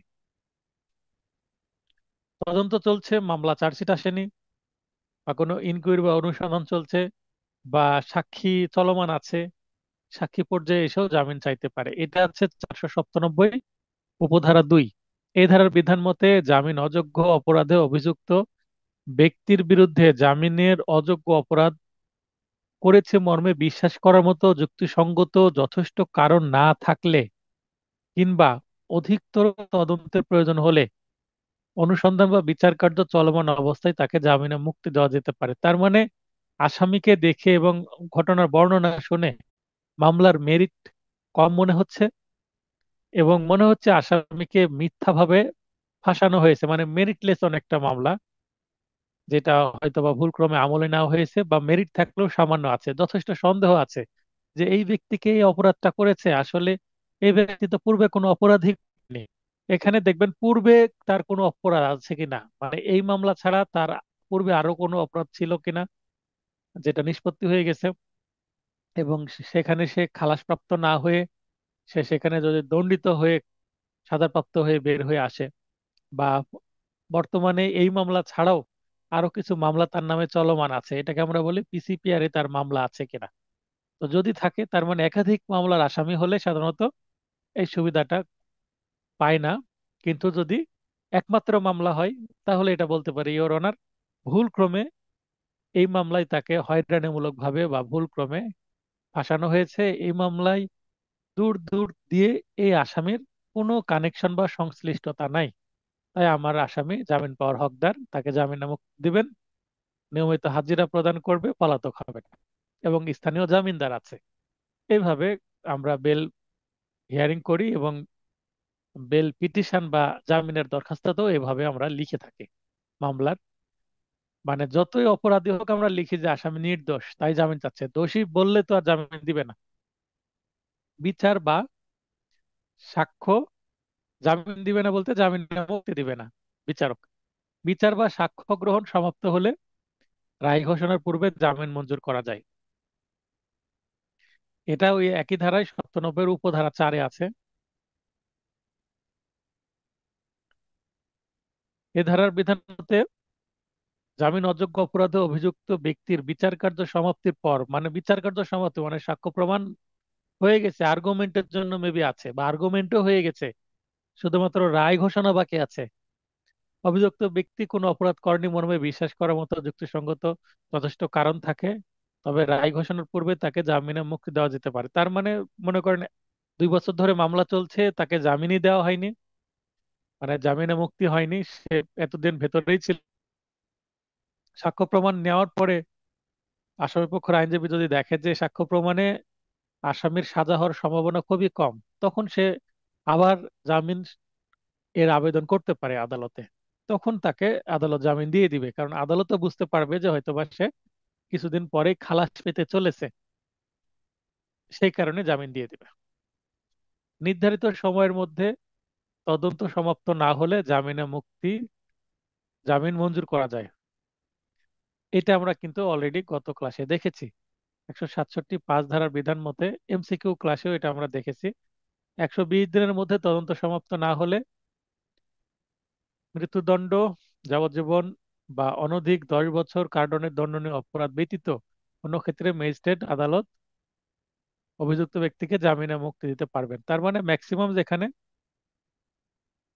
10 বছর সাজা দেওয়া যায়, এ 10 বছরের নিচে মানে 10 বছর সাজা দেওয়া যায়, এরকম হলে একটু বড় মামলা হলো 10 বছর পর্যন্ত সাজা দেওয়া, এটাকে আমরা একটা কি ধরবো, স্ট্যান্ডার্ড ধরবো। 10 বছরের যদি নিচে হয়, যেমন 7 বছর, 5 বছর, এগুলো ছোট মামলা চিন্তা করব। তো ছোট মামলার ক্ষেত্রে ম্যাজিস্ট্রেট জামিন দিয়ে দিবে। আর যেখানে 10 বছর সাজা দেওয়া যায় বা এর থেকে বড় 14 বছর বা যাবজ্জীবন বা মৃত্যুদণ্ড, তাহলে বড় মামলা। এই ধরনের মামলায় যদি 120 দিনের মধ্যে তদন্ত বা ইনভেস্টিগেশন কমপ্লিট না হয়, তাহলে আসামিকে অবশ্যই জামিনে মুক্তি দিবেন কে, দায়রা জজ। তাহলে বড় মামলায় দায়রা জজ দিবেন, ছোট মামলায় ম্যাজিস্ট্রেট জামিন দিবেন। তো বড় ছোট মানে নির্ণয় করার পদ্ধতি হচ্ছে মামলাটার সর্বোচ্চ সাজা 10 বছরের কম না বেশি। যদি সর্বোচ্চ সাজা 10 বছরের বেশি হয় বা 10 বছর হয়, তাহলে দায়রা জজ দিবে, ম্যাজিস্ট্রেট দিবে না। আর যদি 10 বছরের কম হয় সর্বোচ্চ সাজা, তাহলে 10 বছরের কম কত আছে, 7 বছর আছে পেনাল কোডে। পেনাল কোডে 8 বা 9 বছরের কোনো সাজা নাই, 7-এর পরে ডিরেক্ট হচ্ছে 10 বছর। তো সেগুলোর ছোট ক্ষেত্রে ম্যাজিস্ট্রেট, বড় ক্ষেত্রে দায়রা, এই দুইটা পয়েন্ট আপনাদের মনে রাখতে হবে, তাহলে এগুলোর উত্তর করতে পারবেন। নির্ধারিত সময়ের মধ্যে বিচার কার্য সমাপ্ত না হলে জামিন মঞ্জুর করা যায়।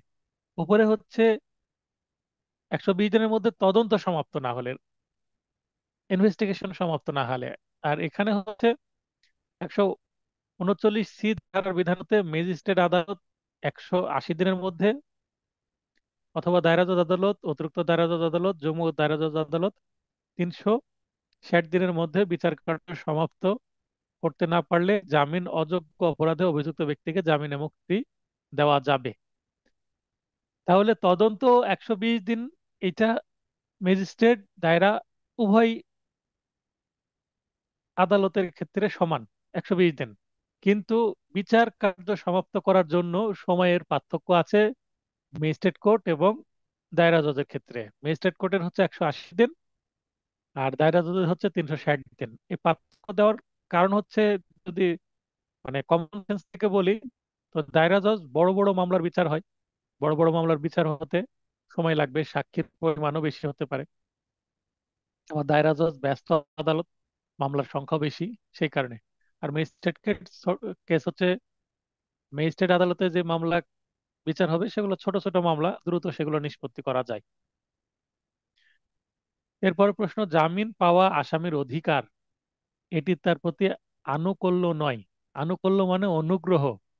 যেমন কেউ যদি কোনো কিছু সাহায্য প্রার্থনা করে, যেমন কেউ যদি রাস্তায় আপনার কাছ থেকে 10 টাকা চায়, তার মানে এটা আমরা ভিক্ষা বলে থাকি। তো ভিক্ষুক যদি ভিক্ষা চাই, তো আপনি ভিক্ষা দিবেন কি দিবেন না, সেটা আপনার উপরে নির্ভর করছে। তার মানে কোনো ভিক্ষুক জোর করে আপনার কাছ থেকে টাকা দাবি করতে পারবে না। এটা আমরা ভিক্ষা দিয়ে থাকি, তার মানে ভিক্ষুকের প্রতি একটা আনুকূল্য বা অনুগ্রহ আমরা দেখানোর জন্য এটা দিয়ে থাকি, এটাকে অনুগ্রহ বা আনুকূল্য বলা হচ্ছে। তার মানে আসামিকে অনুগ্রহ করবে আদালত, না আসামি নিজ থেকেই জামিন পাওয়ার অধিকারী, এই পয়েন্টটা মানে দুইটা, যে অধিকার এটা জামিন দিতে হবে, তাহলে জামিনযোগ্য মামলার ক্ষেত্রে তো জামিন পাওয়া অধিকার, কিন্তু জামিন অযোগ্য মামলার ক্ষেত্রে কি জামিন পাওয়া অধিকার? সেটা অবশ্য অধিকার না, কমন সেন্স থেকে আমরা বলি। যেগুলো জামিনযোগ্য ছোট ছোট মামলা, সেগুলো কিন্তু আসামি অধিকার বলে জামিন পাবে, কারণ আইনেই বলা আছে এগুলো জামিনযোগ্য, তাই এটা অধিকার। আর যেগুলো জামিন অযোগ্য সেটা আদালতের অনুকূল্য। অনেকেই বারবার রিপিট করে, ইওর অনার অনুগ্রহ করে দিবেন, অনুগ্রহ করে জামিন মঞ্জুর করবেন, দয়া করে জামিন মঞ্জুর করবেন ইওর অনার। এই যে দয়া অনুগ্রহ, এটাই কিন্তু আনুকূল্য। তো আনুকূল্য শব্দটা হচ্ছে একটি মানে টেকনিক্যাল টার্ম, এটা বিগত সালের একটি প্রশ্ন। এই ধরনের শব্দ ব্যবহার করে আপনাদের কনফিউজ করবে, বোঝার চেষ্টা করবেন। তো জামিনযোগ্য ও জামিন অযোগ্য উভয় অপরাধের ক্ষেত্রে এই ধারার প্রয়োগযোগ্যতা আলোচনা পূর্বক সংশ্লিষ্ট বিধানের আলোকে মন্তব্যটি ব্যাখ্যা করুন। ব্যাখ্যা চেয়েছে, যেহেতু এখানে কি আছে, একটা উক্তি দেওয়া আছে, উক্তি ব্যাখ্যা চাইতে পারে, যে এই যে ছোট করে বলা হলো, এটা একটু বড় করে বুঝিয়ে দেন। একটু বড় করে বোঝাতে হবে। আমরা যেমন ছোটকালে ভাব সম্প্রসারণ পড়তাম, বড় করতে হয়, ছোটকে বড় করতে হয়, ভাব সম্প্রসারণ। আর আরেকটা কি ছিল, সারাংশ সারমর্ম, বড়কে ছোট করতে হয়। তো এটাকে কি করতে হবে, ব্যাখ্যা মানে ছোটকে বড় করতে হবে, ভাব সম্প্রসারণ লেখার মতন। The code of criminal procedure 1898 এ জামিনের কোনো সংজ্ঞা দেওয়া হয়নি।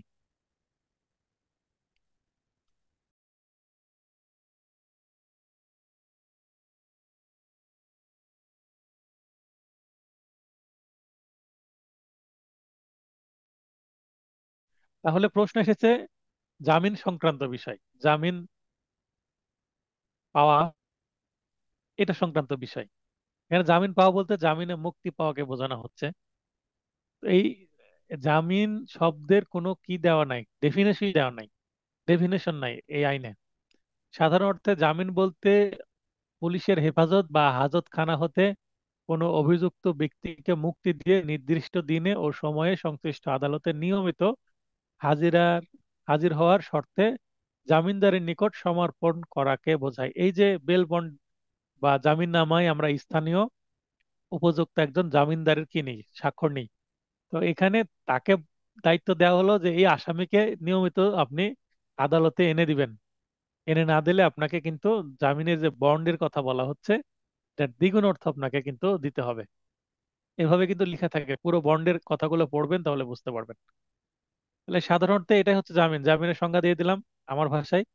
এরপরে জামিন পাওয়া আসামির অধিকার, এটি তার প্রতি আনুকূল্য নয়। এটা যেহেতু বাংলা বাক্য, তাই এটার আর আমার অর্থাৎ বলে অর্থ লিখতে হচ্ছে না। যদি ইংরেজি বাক্য, এটাকে যদি আমি ইংরেজিতে দিয়ে দিই, মনে করেন এটাতে ইংরেজিতে আমি কি করলাম, ট্রান্সলেট করে এটাই ব্যাখ্যা চাইলাম, তাহলে আপনাকে ইংরেজিটা লিখতে হবে, লিখার পরে পরের লাইনে আপনাকে লিখতে হবে কি অর্থাৎ, মানে এর আগে বাংলাটা আপনাকে অর্থ লিখতে হবে, তারপর আপনি বাংলার ব্যাখ্যা করবেন। আলোচ্য উদ্ধৃতির অর্থ হলো, কোনো বিচারাধীন মামলায় অভিযুক্ত আসামি পুলিশের হেফাজত বা হাজতখানা হতে জামিনে মুক্তি পাওয়ার বিষয়টি তার আইনগত অধিকার, যা বিজ্ঞ আদালত তাকে প্রদান করতে বাধ্য। এখানে আনুকূল্য নয় বলেছে, মানে অনুগ্রহ নাই, আমি দাঁড়ালেই জামিন পাবো, এটা আমার অধিকার, আদালতের কোনো যায় আসে না, মানে আদালতের ইচ্ছার কোনো দামি নাই, এটা বোঝানো হচ্ছে এই লাইন দিয়ে। জামিনের অর্থ পূরণ করলে, জামিনের শর্ত পূরণ করলে যে কোনো আসামি উক্ত জামিনের সুবিধা আইনগত অধিকার হিসেবে ভোগ করতে পারবে। মানে এখানে দুইটা পার্ট আছে, জামিন পাওয়া আসামির অধিকার, এই এই পার্ট নিয়ে কথা হচ্ছে। উক্ত অধিকার আদালতের আনুকূল্য তথা অনুগ্রহের উপর নির্ভর করে না, এই লাইনের পুরো কথাটা এটা। তার মানে একটু ভাব সম্প্রসারণ করে দিলাম, একটু বিস্তারিত বলে দিলাম, এই লাইনের অর্থটা, ভাবার্থ বা মূল ভাবটা একটু বর্ণনা করলাম। জামিনযোগ্য ও জামিন অযোগ্য উভয় অপরাধের ক্ষেত্রে আলোচ্য ধারণার প্রয়োগযোগ্যতা আলোচনাপূর্বক সংশ্লিষ্ট বিধানের আলোকে মন্তব্যটি নিম্নে ব্যাখ্যা করা হলো। জামিনযোগ্য অপরাধের ক্ষেত্রে আলোচ্য ধারণার প্রযোজ্যতা, ধারণা বলতে কি, প্রশ্নে কি বলা হয়েছে দেখেন, এই ধারণার প্রয়োগযোগ্যতা, তার মানে এই যে কথাটা বললাম, একবার বলছে অধিকার আর আরেকবার বলছে আনুকূল্য নয়, তো এইটা জামিনযোগ্য ধারার ক্ষেত্রে, বেলেবল সেকশনের ক্ষেত্রে এবং নন বেলেবল সেকশনের ক্ষেত্রে আমাদের কি করতে হবে, ম্যাচ করে দেখতে হবে যে ফিট হচ্ছে কিনা, প্রয়োগ হচ্ছে কিনা, অর্থাৎ প্রয়োগযোগ্য কিনা, মানে অ্যাপ্লিকেবল কিনা। আমরা প্রথমে চলে যাব 496 ধারার বিধান মতে। 496 ধারায় কিন্তু বেলেবল সেকশনের কথা বলা হয়েছে। আর 497 আমরা যেটা বললাম যে বড় অপরাধ মৃত্যুদণ্ড যাবজ্জীবন কারাদণ্ড হতে পারে, তাও জামিন দেওয়া যাবে কিনা। তিনটি ক্ষেত্রে, ওই যে মাইনর ছিল, ওমেন ছিল, তারপরে ইনফার্ম ছিল বা সিক ছিল, তো এই যে তিনটি ক্ষেত্রে দেওয়া যায় 497 জামিন অযোগ্য ধারায়। 496 হচ্ছে জামিনের সেকশন শুরু এখান থেকে, এটা হচ্ছে বেলেবল সেকশন, এর ক্ষেত্রে জামিন দেওয়ার বিষয়টি। আর জামিন যোগ্য অপরাধে মানে বেলেবল অপরাধে অভিযুক্ত কোনো আটককৃত হাজতি আসামি কিংবা স্বেচ্ছায় বিজ্ঞ আদালতে আত্মসমর্পণকৃত জামিনের আবেদনকারী বা দরখাস্তকারী আসামি অবশ্যই জামিনে মুক্তি দিতে হবে। এখানে ব্র্যাকেট হচ্ছে shall be released on bail, shall be released on bail, ইংলিশটা দিয়েছি, দিলেও দিতে পারেন, না দিলেও সমস্যা নেই। অত্র ধারার বিধানটি আদালতের জন্য আদেশ সূচক। জামিনযোগ্য ধারায় আদালত কিন্তু জামিন দিতে বাধ্য, যদি কেউ প্রার্থনা, মানে কেউ জামিন চায় এবং জামিনের শর্ত যদি কোনো কারণে ভঙ্গ না করে, প্রথমবার যদি জামিন চায় তাহলে অবশ্যই জামিন দিতে হবে। আচ্ছা, এখানে একটা প্রশ্ন করি আপনাদের, মনে করেন জামিনযোগ্য ধারার অপরাধ, আদালতে জামিন চাওয়া হলো, আদালত নামঞ্জুর করলো, কোন ক্ষেত্রে করতে পারে, মানে আমার প্রশ্ন হচ্ছে আদালত কোন ক্ষেত্রে জামিনযোগ্য ধারার অপরাধে জামিন নামঞ্জুর করতে পারে। প্রপারলি আবেদন করেছে, আদালতে বলছে যে আমি নিয়মিত হাজিরা দিব, স্থানীয় জামিনদার আছে, তারপর স্থায়ী ঠিকানা আছে, মানে জামিনের সকল শর্তই সে পূরণ করতে প্রতিশ্রুতিবদ্ধ, দরখাস্তে লেখাও আছে এবং শুনানির সময় অ্যাডভোকেট বলছেও, এবং আসামিও বলছে যে আমি শর্ত ভঙ্গ করব না, তারপরেও জামিনযোগ্য ধারাতে আসামির জামিন নামঞ্জুর হতে পারে। কোন ক্ষেত্রে, পরিস্থিতিটা কি হলে এরকম হতে পারে, কেউ কি বলতে পারবেন? কোনো ধারণা আছে এরকম, বা লাইফে কখনো দেখছেন কিনা এরকম যারা কোর্টে যান?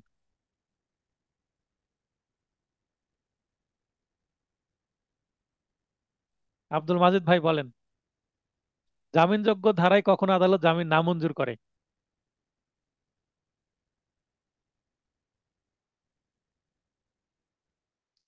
তারপর লোকমান ভাই, শিবলি ভাই, মিলন ভাই, লাইনে আসেন যারা অ্যাক্টিভ। সোহাগ ভাই তো এটা জানার কথা, নিয়মিত কোর্টে যান। সোহাগ ভাই লাইনে আসেন। আর শিবলি ভাই বলেন, প্রথমে লাইনে আসছেন। আইডিয়া করেন, ট্রাই করতে সমস্যা কি? নেগেটিভ মার্ক তো নাই এখানে বললে। হ্যাঁ। এটা আদালতে তার শিবলি।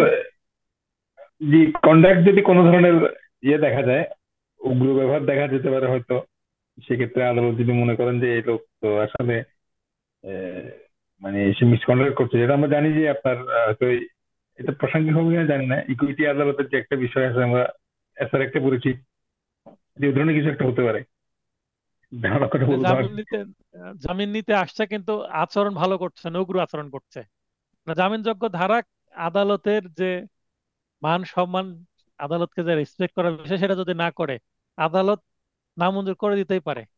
প্রয়োজনে এটার বিরুদ্ধে মিসকেস করে যে জামিন নিবে, বা এরকম যদি স্যার করা হয় তাহলে। বাদীকে বাদীকে বলেন। যদি হুমকি ধামকি দেয় স্যার, এই জাতীয় যদি তুলে ধরতে পারে যে হ্যাঁ বাদীকে হুমকি দেওয়া হয়েছে বা সাক্ষীদেরকে হুমকি দেওয়া হয়েছে।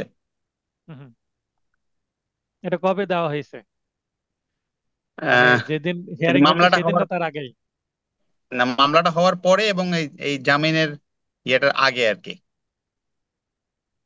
আচ্ছা। এটা আর আর কোন আ- এই শিবলি ভাইয়ের পয়েন্টটা বেশি ভ্যালিড মনে হলো আমার কাছে সোহাগ ভাইয়েরটার চাইতে। কারণ উনি বলছেন আদালতে এসে আদালতের আচরণ করছে, উগ্র আচরণ করছে। তো জামিন যোগ্য ধারা, কিন্তু তারপরেও তো পয়েন্টলি বলতে হবে, তাই না? আচ্ছা মিলন ভাই। আসসালামু আলাইকুম স্যার। ওয়ালাইকুম আসসালাম, বলেন। স্যার, আমার দৃষ্টিকোণ থেকে অনেকগুলো কারণ হতে পারে। হ্যাঁ, তাহলে বলেন, অনেকগুলো শিখি আমরাও।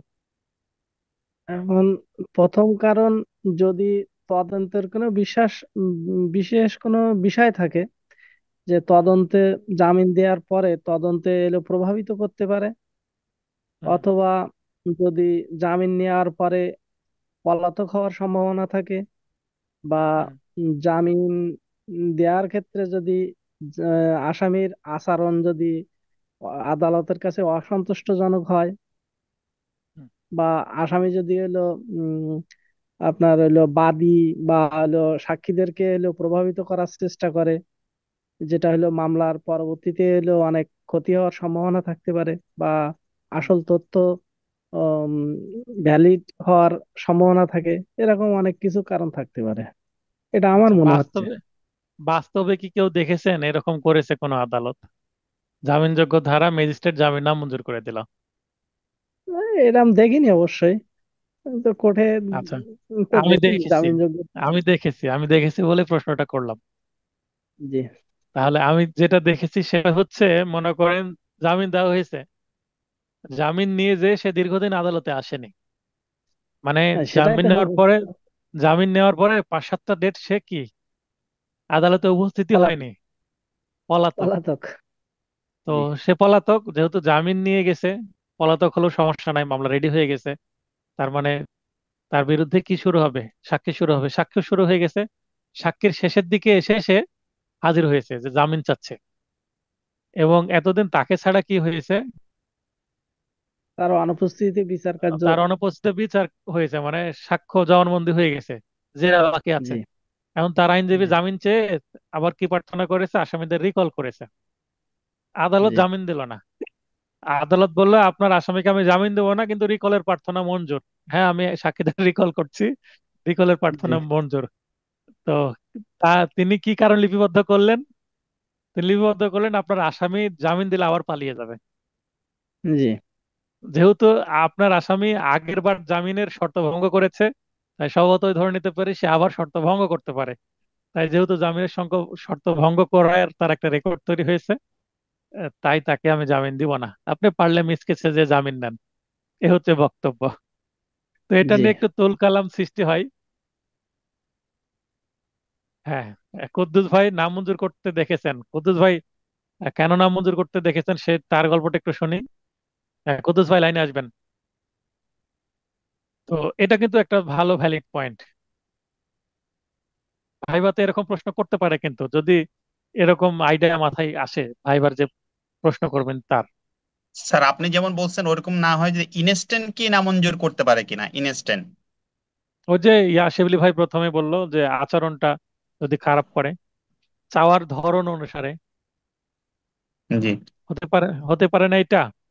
জি জি। আবার আবার আরো একটা নামঞ্জুর করতে পারে, সেইটা হচ্ছে জামিনযোগ্য ধারার জামিন চেয়েছে কিন্তু শুনানি করলো না, মানে ডাকলো কিন্তু অ্যাডভোকেট দাঁড়াইয়ে শুনানি করলো না, শুনানি না করাই নামঞ্জুর করতে পারে না।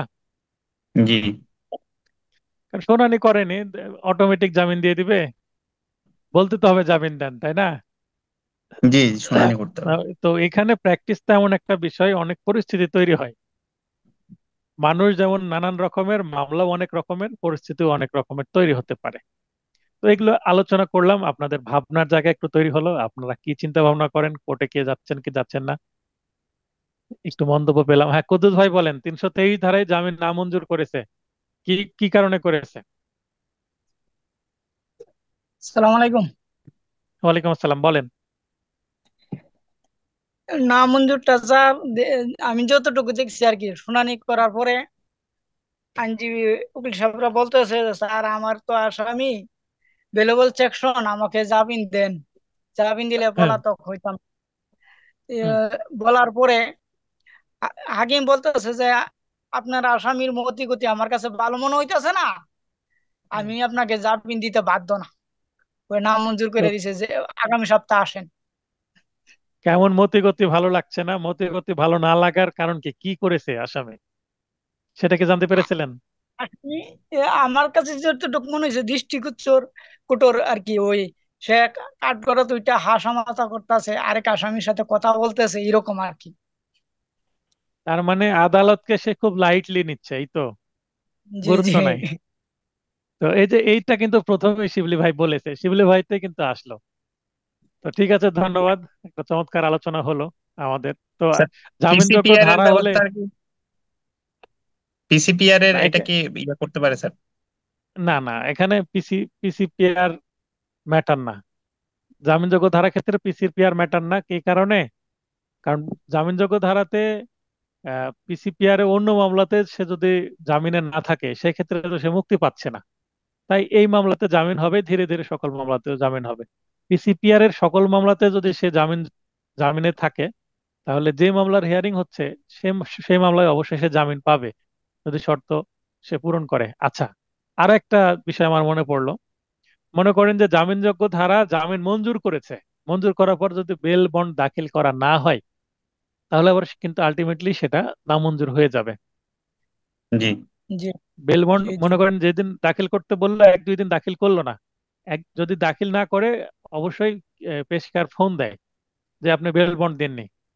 1-2 দিনের মধ্যে না দিলে কিন্তু, বা রেসপন্স যদি না করে উকিল, তাহলে কিন্তু নামঞ্জুর করে দিবে। মানে দাখিল না করায়, জামিন নামা দাখিল না করে জামিন নামঞ্জুর করা হলো। তো এই জিনিসগুলো কিন্তু আদালতে আমরা যারা জামিনযোগ্য ধারাতে বেল হিয়ারিং করতে যাব, তাও কিন্তু গুরুত্বের সাথে যেতে হবে, যেন এই সমস্যার গুলোর ফাঁদে আমরা না পড়ি।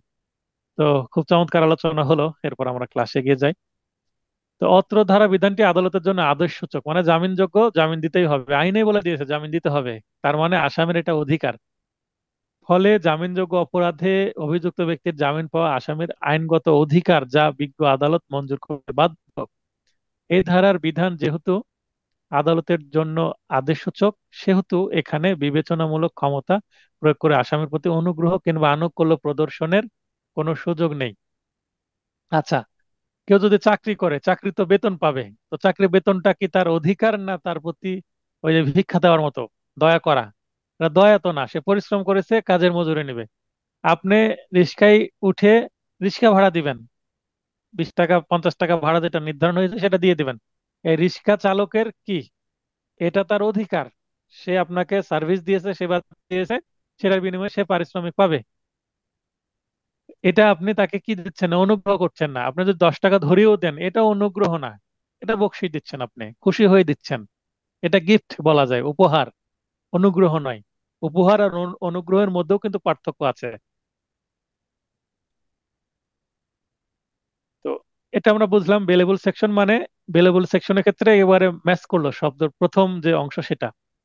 এখানে আমরা অবশ্যই এই ধরনের প্রশ্ন ব্যাখ্যা করতে গেলে কেস ল দিব।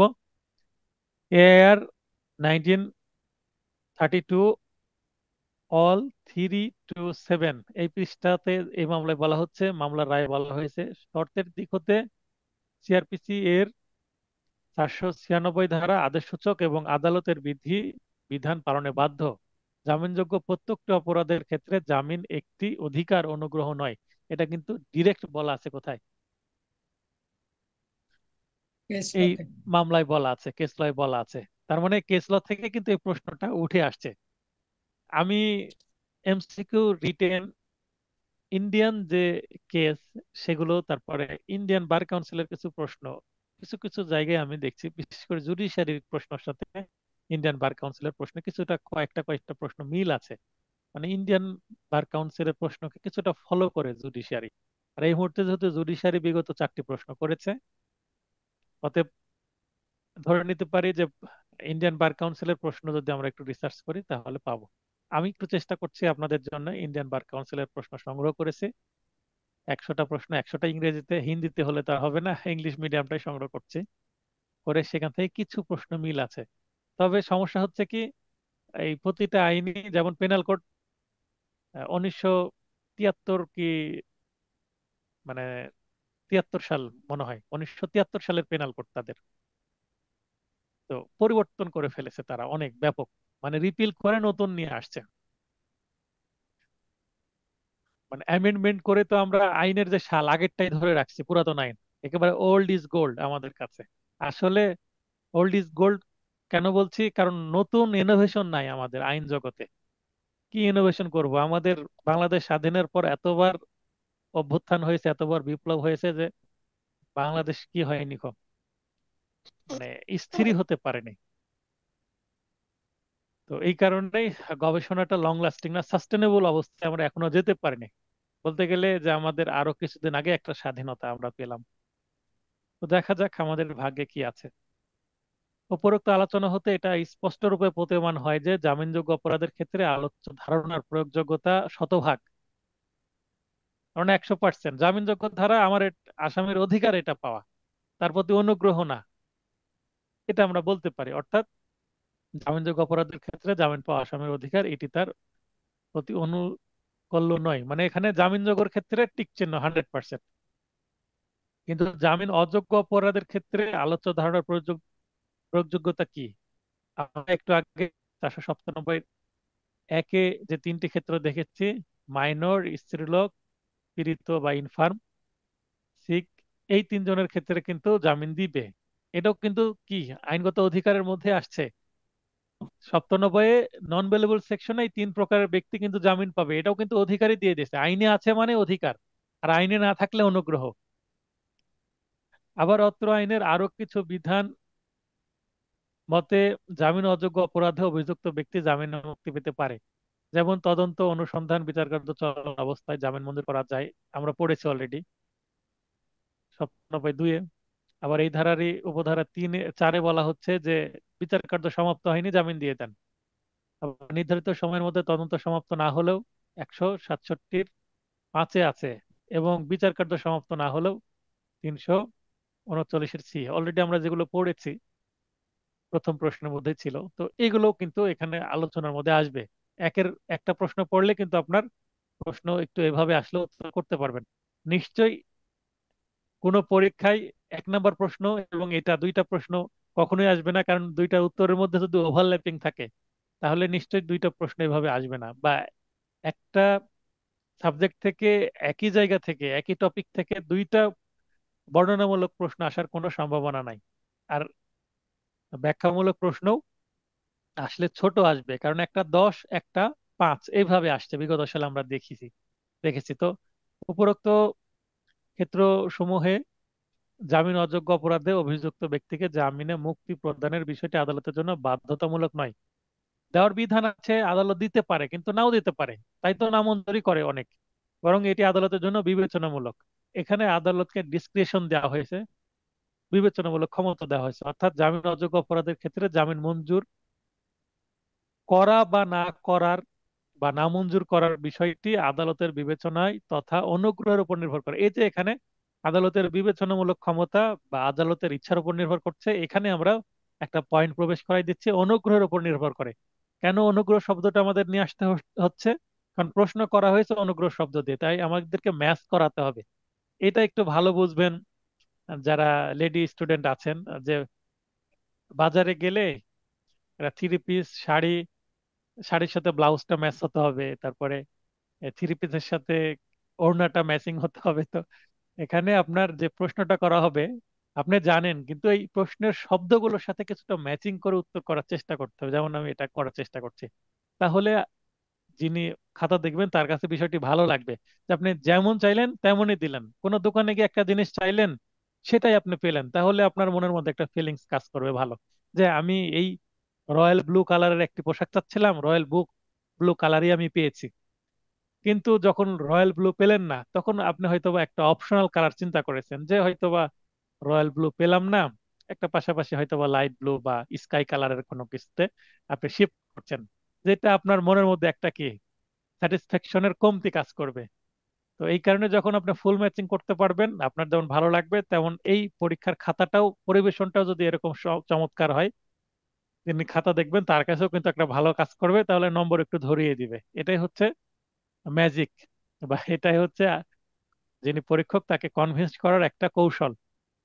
মামলার পরিস্থিতি ও আসামির যোগ্যতার উপর ভিত্তি করে সন্তুষ্টি সাপেক্ষে বিজ্ঞ আদালত বিবেচনামূলক ক্ষমতা প্রয়োগ করে জামিন অযোগ্য অপরাধের ক্ষেত্রে জামিন মঞ্জুর করে থাকেন।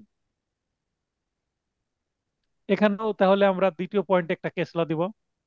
35 ডিএলআর এ এডি মানে অ্যাপিলেট ডিভিশনের মামলা।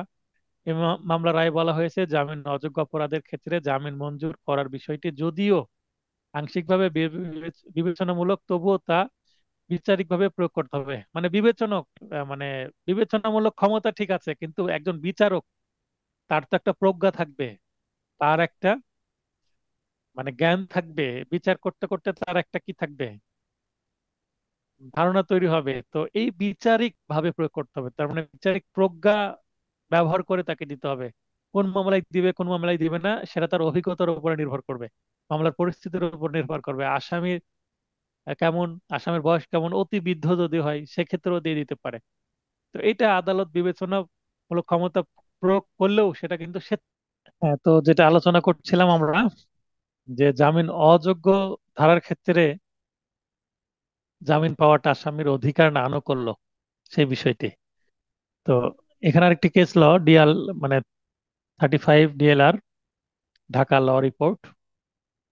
এই মামলায় বলছে জামিন অযোগ্য অপরাধের ক্ষেত্রে জামিন মঞ্জুর করার বিষয়টি যদিও আংশিকভাবে বিবেচনামূলক, এখানে বলছে আংশিকভাবে বিবেচনামূলক, তবুও তা বিচারিকভাবে প্রয়োগ করতে হবে। তার মানে জামিন দিব না যদি আমরা বলি বিচারকটা খুব কড়া, জামিন দিতে চায় না, আবার বিচারক খুব ভালো, জামিন দিয়ে দেয় সহজে। তো জামিন যদি পাওয়া যায় তাহলে অ্যাডভোকেটদের ইনকাম ভালো হয়। তো এই কারণেই যখন ইনকাম ভালো হবে তখন বিচারক ভালো হবে, আর যখন ইনকাম ভালো হবে না তখন বিচারক কিন্তু ভালো হবে না। কিন্তু বিষয়টা উল্টো হওয়ার কথা ছিল, জামিন যদি কম দেওয়া হয় আসলে তিনি ন্যায় বিচার করছেন, সমাজের জন্য ভালো। যারা অপরাধী, তারা অপরাধ করে যদি আবার বাইরে হয়ে চলে আসে বাইরে, জামিনে সহজে মুক্তি নেয় নাই, তাহলে তার তো ভয় কাজ করবে না, সে আবার জামিনে এসে আবার সে অপরাধটা করবে।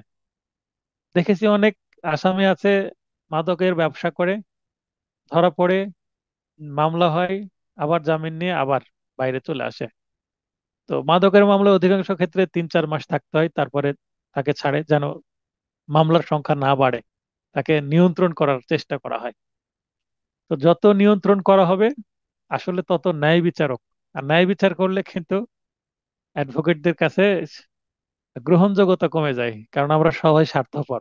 একেবারে সত্যি কথা, যে আমাদের সমাজের জন্য আমরা কাজ করি না, দেশের জন্য কাজ করি না, অপরের জন্য কাজ করি না, শুধু নিজের জন্য কাজ করি। আমাকে কেন জামিন দিল না, আমার ইনকামটা হলো না, এটা জামিন দিলে আজকে 20,000 ইনকাম হতো। এইভাবে আমরা ভাবতে শুরু করেছি, কারণ আমরা এই পেশাটাকে সেবার দৃষ্টিকোণ থেকে সবাই নিতে পারিনি। ইনকামের একটা মাধ্যম, মানি মেকিং একটা প্রফেশনে তৈরি করে ফেলেছি। তাই কেউ একটা মামলায় ফি নিচ্ছেন 5,000, কেউ নিচ্ছেন 20,000, কেউ নিচ্ছেন 1 লাখ। কোনো নির্দিষ্ট ফি নাই এই মামলায়। যেমন আপনার পারফরমেন্স, যেমন আপনার সুনাম, তেমন আপনি ফি নির্ধারণ করতে পারবেন। আইনে কোথাও নিষেধ নাই একটি মামলায় 5,000 টাকা একজন ফি নিবে, একজন 5 লাখ টাকা ফি নিলেও এখানে কোনো আইন আপনাকে বাধা দিতে পারবে না। আপনি কেন এই মামলায় 5 লাখ টাকা ফি নিচ্ছেন, এইটা মানে লিগালি কেউ বলতে পারবে না আপনাকে। শুধুমাত্র আপনাকে কি দিতে হবে, আয়কর দিতে হবে। আপনার ইনকাম করলে ইনকাম ট্যাক্স দিতে হবে, ইনকাম ট্যাক্স দিলে আপনাকে কেউ কিচ্ছু বলতে পারবে না। আচ্ছা, উপরোক্ত আলোচনা হতে এটা স্পষ্ট রূপে প্রতীয়মান হয় যে জামিন অযোগ্য অপরাধের ক্ষেত্রে আলোচ্য ধারণার কোনো প্রয়োগযোগ্যতা নেই। তার মানে জামিনযোগ্যর ক্ষেত্রে কথাটা ঠিক আছে, সরাসরি মিলছে। জামিন অযোগ্য ধারার ক্ষেত্রে তো মিলছে না। তার মানে অনুগ্রহ, তো জামিন অযোগ্য ধারা মানে অনুগ্রহ। ইওর অনার দেন, দয়া করে দেন, অনুগ্রহ করে দেন, এভাবে আমরা বারবার রিপিট করি। অনেক আইনজীবী তো বলে স্যার দেন, স্যার দেন, এরকম করতেই থাকে। অর্থাৎ বলা যায় যে জামিন অযোগ্য অপরাধের ক্ষেত্রে জামিন পাওয়া আসামির অধিকার নয়, বরং এটি তার প্রতি আনুকূল্য বটে। তার মানে জামিন অযোগ্য ধারার ক্ষেত্রে কিন্তু কথাটা উল্টো হয়ে গেল, আর জামিনযোগ্য থাকার ক্ষেত্রে শতভাগ প্রযোজ্য হয়ে গেল। এই দুইটা বিষয় আমাদেরকে বলতে হবে।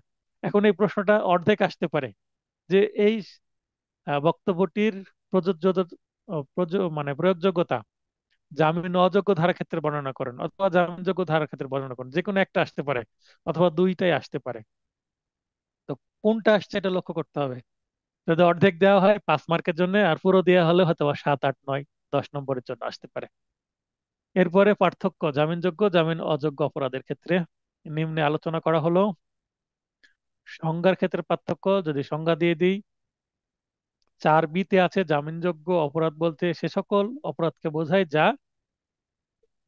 সিআরপিসির দ্বিতীয় তফসিলে জামিনযোগ্য বলে দেখানো হয়েছে, সেগুলোই জামিনযোগ্য। অথবা বর্তমানে বলবৎ অন্য কোনো আইনে জামিনযোগ্য বলা হয়েছে, মানে জামিনযোগ্য অপরাধ বলছে যেগুলোকে জামিনযোগ্য আইনে বলা হয়েছে সেগুলোই জামিনযোগ্য। এটাই হচ্ছে সংজ্ঞা। পক্ষান্তরে একই ধারায় জামিন অযোগ্য অপরাধের সংজ্ঞায় বলা হয়েছে যে জামিনযোগ্য অপরাধ ব্যতীত অন্য সকল অপরাধকে জামিন অযোগ্য অপরাধ বলে। তার মানে 4B-তেই কিন্তু জামিনযোগ্য জামিন অযোগ্য, বেলেবল নন বেলেবল একই সেকশনের মধ্যে বলা আছে। এই নোটের প্রথম দিকে যদি দেখেন, মানে এই আইনের প্রথম দিকে 4 ধারায় এই বিষয়টা দেখতে পাবেন। অধিকার, আমরা একটু আগে যেটা পড়লাম, জামিনযোগ্য জামিন পাওয়া অধিকার, জামিন অযোগ্য জামিন পাওয়া অধিকার নয়, এটা পড়লে বুঝতে পারবেন। জামিন মঞ্জুরের বাধ্যবাধকতা, জামিনযোগ্য ধারায় আদালত জামিন দিতে বাধ্য, আর জামিন অযোগ্য ধারায় বিবেচনামূলক ক্ষমতা, মানে বাধ্য নয়। অপরাধের প্রকৃতি, জামিনযোগ্য অপরাধ তুলনামূলকভাবে লঘুতর। লঘুতর বলতে ইজি, সহজ, ছোট। কিন্তু জামিন অযোগ্য অপরাধ তুলনামূলকভাবে গুরুতর। গুরুতর মানে সিরিয়াস, আর লঘুতর মানে সিরিয়াস নয়। আশা করি পার্থক্য যে মাঝখানে লাইনগুলো পড়ে দিলাম না, পড়ে নিলে বুঝতে পারবেন। পয়েন্টগুলো শুধু একটু বুঝিয়ে দিলাম। এরপরে প্রশ্ন, গ্রেপ্তার পূর্ব জামিন যেটা আগাম জামিন বলা হয়, অ্যান্টিসিপেটরি বেল। আগাম জামিন বলতে কি বুঝছেন? গ্রেপ্তার পূর্ব জামিন কখনো কি কি কারণে মঞ্জুর করা হয়? ফৌজদারি অপরাধে অভিযুক্ত ব্যক্তির ক্ষেত্রে জামিন একটি গুরুত্বপূর্ণ বিষয়। বিনা বিচারে কোনো ব্যক্তিকে আটক রাখা যাবে না, এই নীতি বাস্তবায়নের জন্য জামিন একটি রক্ষা কবচ হিসেবে কাজ করে। কারণ জামিনের বিষয়টা যদি না থাকতো তাহলে আসামি যতদিন কি হবে না, জামিন হবে না, সরি, যতদিন আসামির রায় প্রকাশ না হবে ততদিন পর্যন্ত জামিনে, যেহেতু অপশনই নেই জামিনের, তাহলে কি থাকবে, ভিতরে থাকবে। 1 বছর ধরে মামলা চললো, 2 বছর ধরে মামলা চললো, 5 বছর ধরে মামলা চললো, অনেক মামলা 10 বছরও চলে। 10 বছর পরে আসামির কি হলো, খালাস হলো, কিন্তু 10 বছর সে ভিতরে হাজত খাটা মানে জেল খাটাই তো। তার মানে শরীরটা তো জেলখানার ভেতরেই থাকে, সকল সুযোগ সুবিধা সে তো স্বাধীনতা থেকে বঞ্চিত হয়, মৌলিক অধিকার কি হয়ে যায়, বন্ধ হয়ে যায়, তার ভিতরে লিমিটেড ফ্যাসিলিটিস থাকে। তো এখানে এটা রক্ষা কবচ, জামিন পাওয়ার অধিকারটা আসামির জন্য। সিআরপিসির 96, 97 এবং 98 এই তিনটি ধারায় বিশেষ করে জামিন সম্পর্কে আলোচনা করা হয়েছে। সাধারণ অর্থে আইন শৃঙ্খলা রক্ষাকারী বাহিনীর হেফাজত কিংবা কারাগার থেকে মুক্তি দিয়ে অভিযুক্ত ব্যক্তিকে নির্দিষ্ট দিন ও সময়ে আদালতে হাজির হওয়ার শর্তে জামিনদারের নিকট সমর্পণ করাকেই জামিন বলে। এটা অলরেডি আমরা প্রথম প্রশ্নে দেখেছি জামিন কাকে বলে। তো জামিনেরই এখানে সংজ্ঞা আবার দিলাম। গ্রেপ্তার পূর্ব জামিন বা আগাম জামিন, তাহলে গ্রেপ্তার পূর্ব জামিন বা আগাম জামিন প্রশ্ন যদি একটু বেশি নম্বরের জন্য আসে তাহলে এর আগে একটা বেলের সংজ্ঞা দিয়ে দিবেন, জামিনের সংজ্ঞা দিয়ে দিবেন, তাহলে একটু প্রশ্নের উত্তর বড় হয়ে গেল। তার মানে জানা জিনিস দিয়ে আপনাকে কি করতে হবে, মেকআপ করতে হবে যদি প্রশ্ন বড় আসে। এবার আমরা আগাম জামিন কি সেটা বলবো। বিশেষ পরিস্থিতিতে গ্রেপ্তারের পূর্বেই শর্ত সাপেক্ষে আদালত যে জামিন মঞ্জুর করে থাকে তাকে আগাম জামিন বলা হয়। আগাম জামিন কিন্তু স্যারেন্ডার করে জামিন না। স্যারেন্ডার করে জামিন হচ্ছে আত্মসমর্পণ পূর্বক জামিন, সেটা ম্যাজিস্ট্রেট কোর্ট বা নিম্ন আদালত, অধস্তন আদালত, যেটা আমি প্রথম প্রশ্ন করেছিলাম আপনাদেরকে রিটেনের, মানে লোয়ার কোর্টে করা হয়, হাইকোর্টে যাওয়ার দরকার হয় না। আগাম জামিন কিন্তু শুধুমাত্র হাইকোর্টে যেতে হয়, অ্যান্টিসিপেটরি বেল যেটা। বাংলাদেশের প্রচলিত ফৌজদারি কার্যবিধিতে আগাম জামিনের কোনো সুস্পষ্ট বিধান নেই, কিন্তু 498 ধারায় উল্লিখিত হাইকোর্ট বিভাগ ও দায়রা আদালত যে কোনো ক্ষেত্রে যে কোনো ব্যক্তিকে জামিন মঞ্জুরের নির্দেশ দিতে পারেন।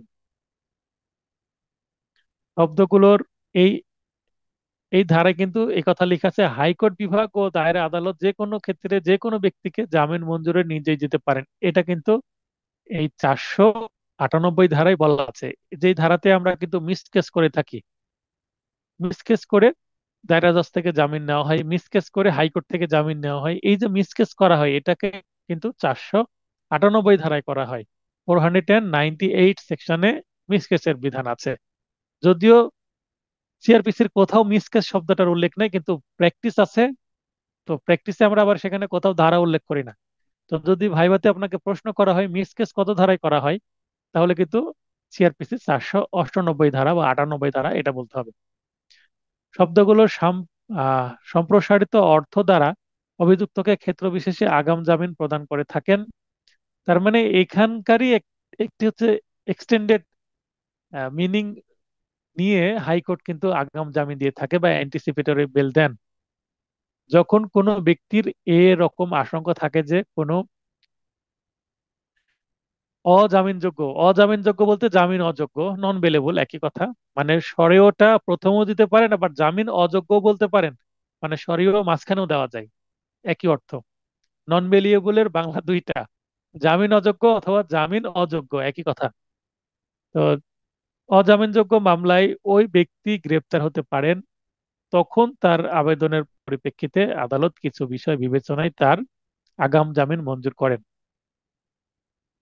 আদালত কোনো ব্যক্তির পক্ষে আগাম জামিন মামলার তদন্ত পর্যায়ে অনুমোদন করতে পারেন, তবে আসামি একবার গ্রেপ্তার হলে তার আর আগাম জামিনের আবেদন করা যায় না। আগাম জামিনের অপর নামই কিন্তু গ্রেপ্তার পূর্ব জামিন। তো গ্রেপ্তারের আগে জামিন মানে বেল বিফোর অ্যারেস্ট, তাহলে বেল আফটার অ্যারেস্ট সেটা তো আর আগাম জামিন হলো না। যদি অ্যারেস্ট হয়ে যায় তাহলে আর অ্যান্টিসিপেটরি বেল নেওয়ার কোনো সুযোগ থাকে না।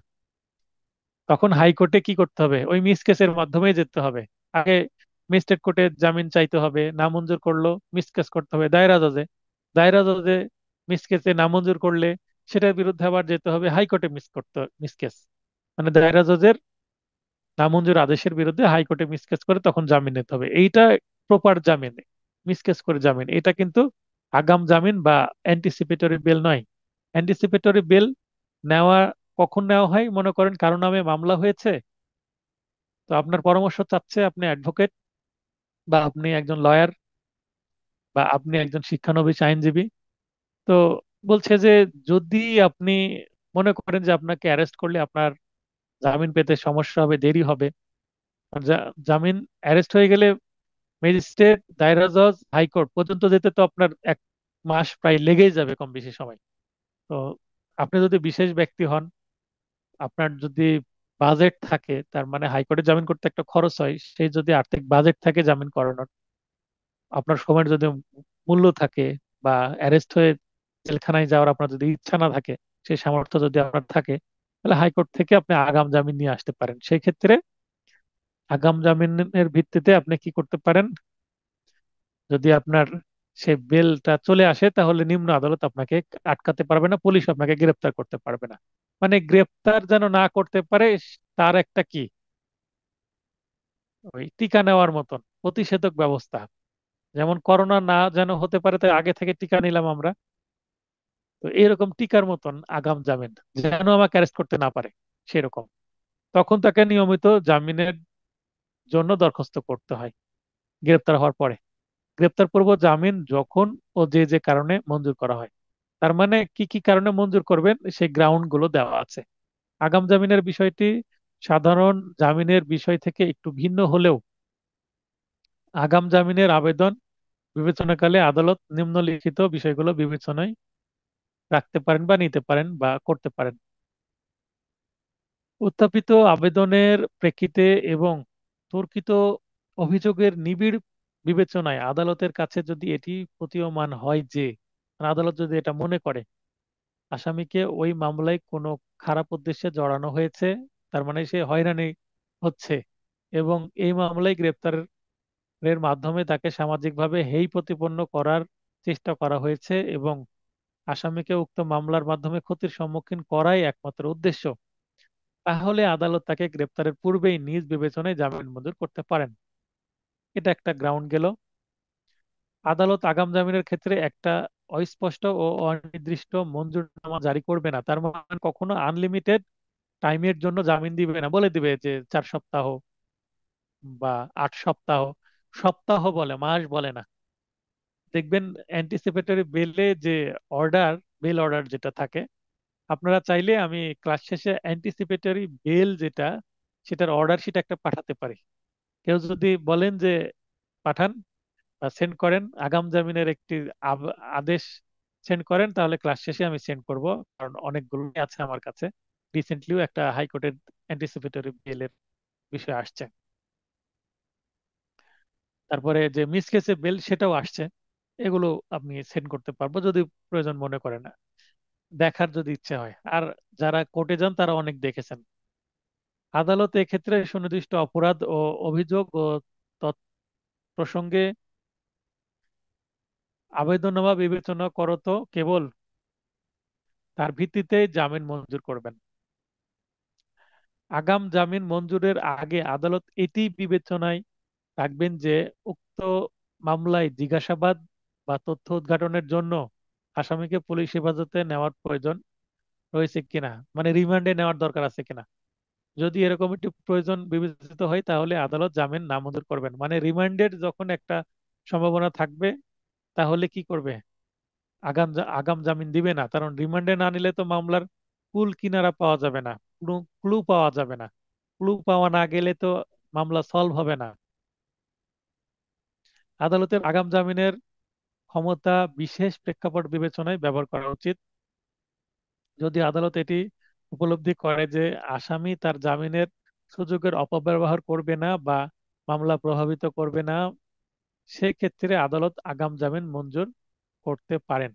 এই যে বিষয়গুলো আপনারা আলোচনায় নিয়ে আসছিলেন, মিলন ভাই বলছিলেন, সোহাগ ভাই বলছিলেন, সেগুলো এখানে কিন্তু আসছে। আগাম জামিন মঞ্জুরের ক্ষেত্রে আসামিকে আদালতে সশরীরে উপস্থিত হতে হবে।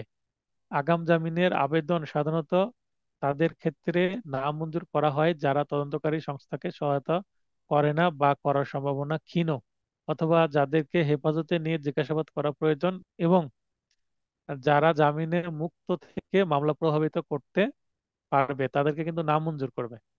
এখানে কিন্তু মঞ্জুর নামঞ্জুর দুইটাই আলোচনা করা হয়েছে।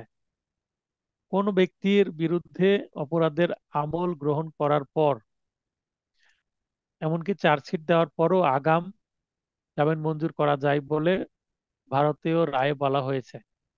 তো এখানে চার্জশিট আসার পরেও কিন্তু আগাম জামিন মঞ্জুর করা যায়, কারণ চার্জশিটে কারোর নাম মনে করেন মূল মামলায় এজাহারে আসেনি, মূল এজাহারে মামলায় আসেনি, চার্জশিটের নাম আসছে। এরকম অনেক হয় না, 5 জন আসামি অজ্ঞাতনামা 7-8 জন দিয়ে দিল, অজ্ঞাতনামা আসামির মধ্যে কি এই নাম চলে আসলো, অথবা অজ্ঞাতনামা দিলই না, তদন্ত করতে গিয়ে 2-3 জন আসামির নাম চলে আসলো যে এরাও জড়িত আছে।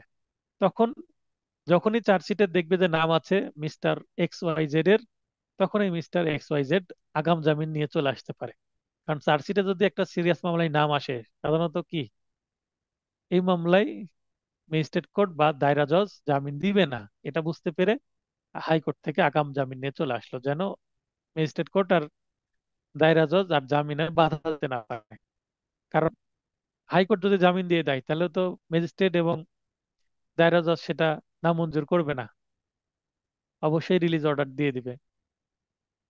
যদি হাজতে থাকে তাও তো রিলিজ অর্ডার দিয়ে দিবে হাইকোর্টের মামলায় জামিন পেলে। এজাহার দায়ের করা আগাম জামিনের পূর্ব শর্ত নয়। তার মানে শুধু যে এজাহারের ক্ষেত্রে আগাম জামিন হবে তা না, মানে জিয়ার মামলার ক্ষেত্রে মামলার চার্জশিট প্রদান করা হয়েছে বা আসামিকে গ্রেপ্তারের জন্য ওয়ারেন্ট ইস্যু করা হয়েছে, শুধু এই কারণে আসামির আগাম জামিনের অধিকার খর্ব করা হয়েছে বলা যাবে না। তার মানে এজাহার দায়ের করার পর পরেই যে জামিন নিতে হবে তা না, পরবর্তী যে কোনো স্টেজেই নেওয়া যাবে সেটা বলা হচ্ছে। এরপর আগাম জামিন মঞ্জুরের ক্ষেত্রে আদালত প্রদত্ত নিম্নলিখিত বিষয়গুলো বিবেচনা করে থাকেন। উপরে হচ্ছে পরিস্থিতিগুলো জানলাম, এবার বিবেচ্য বিষয়গুলো। অভিযোগের প্রকৃতি ও ভয়াবহতা, মানে অভিযোগটা কেমন, মামলাটা কোন কোন ধারায়, কত বড় মামলা না ছোট মামলা, আবেদনকারীর পূর্ব পরিচিত সেই সঙ্গে আবেদনকারী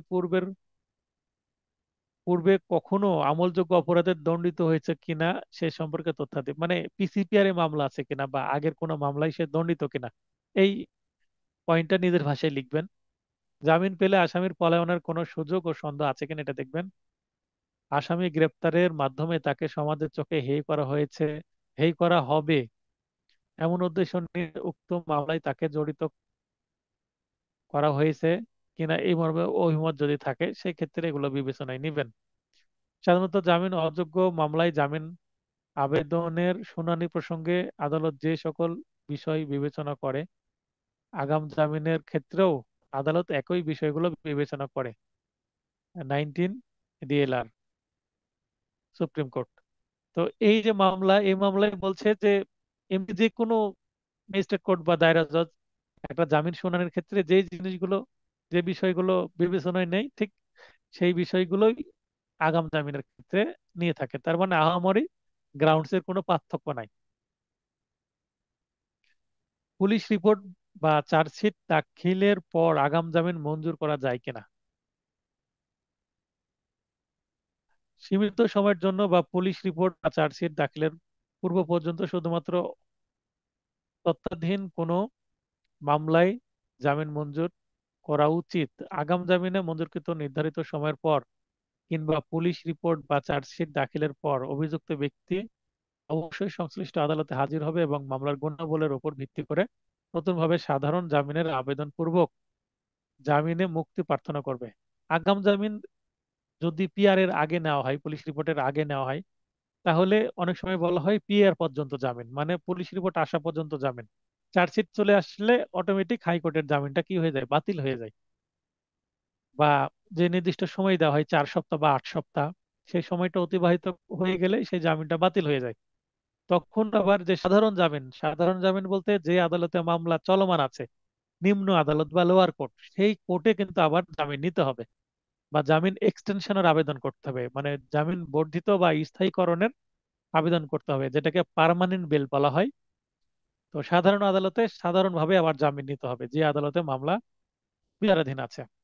তা state versus doctor Morshed Hasan Khan 28 BLT AD appellate ডিভিশনের মামলা। এই মামলার রায় বলা হয়েছে যে আদালত কর্তৃক মঞ্জুরকৃত আগাম জামিন সাধারণত 4 সপ্তাহের অধিক বহাল থাকবে না, তাহলে ম্যাক্সিমাম 4 সপ্তাহ, এবং চার্জশিট দাখিলের পর তা আর বহাল থাকবে না। তো চার্জশিটের পরে কিন্তু আগাম জামিন, তাহলে চার্জশিট এটা একটা বিষয়, এবং 4 সপ্তাহ, এই 8 সপ্তাহ ম্যাক্সিমাম, মানে 2 মাস। কিন্তু আমি যতগুলো দেখেছি হাইকোর্টের কখনো মাস উল্লেখ করে না, সপ্তাহ উল্লেখ করে, 2 সপ্তাহ, 4 সপ্তাহ, 6 সপ্তাহ, 8 সপ্তাহ এভাবে উল্লেখ করে। শুধুমাত্র জামিন অযোগ্য অপরাধের ক্ষেত্রে আগাম জামিন মঞ্জুর করা যেতে পারে। তাহলে জামিন অযোগ্য ধারার ক্ষেত্রে তো আগাম জামিন নিতে যাবে, জামিনযোগ্য ধারার ক্ষেত্রে আগাম জামিন নিতে যাওয়া তো বোকামি, কারণ ম্যাজিস্ট্রেটই তো দিয়ে দিবে জামিন। সেক্ষেত্রে তো হাইকোর্টে যে টাকা খরচ করার দরকার নাই, সুতরাং এটি স্পষ্ট যে পুলিশ রিপোর্ট বা চার্জশিট দাখিলের পর আগাম জামিন মঞ্জুর করা যায় না। এই আইনের ক্ষেত্রে আমরা দেখলাম। এবার হয়তো আর 5-7 মিনিট লাগবে, একটু কষ্ট করে বাকি ক্লাসটাও করবেন। উপস্থিতি মোটামুটি ভালোই আছে। একটি হত্যা মামলায় এক্স এজাহার মানে এফআইআর নামীয় আসামি না হওয়া সত্ত্বেও তদন্ত পর্যায়ে পুলিশ এক্স কে গ্রেপ্তারের জন্য চেষ্টা করে।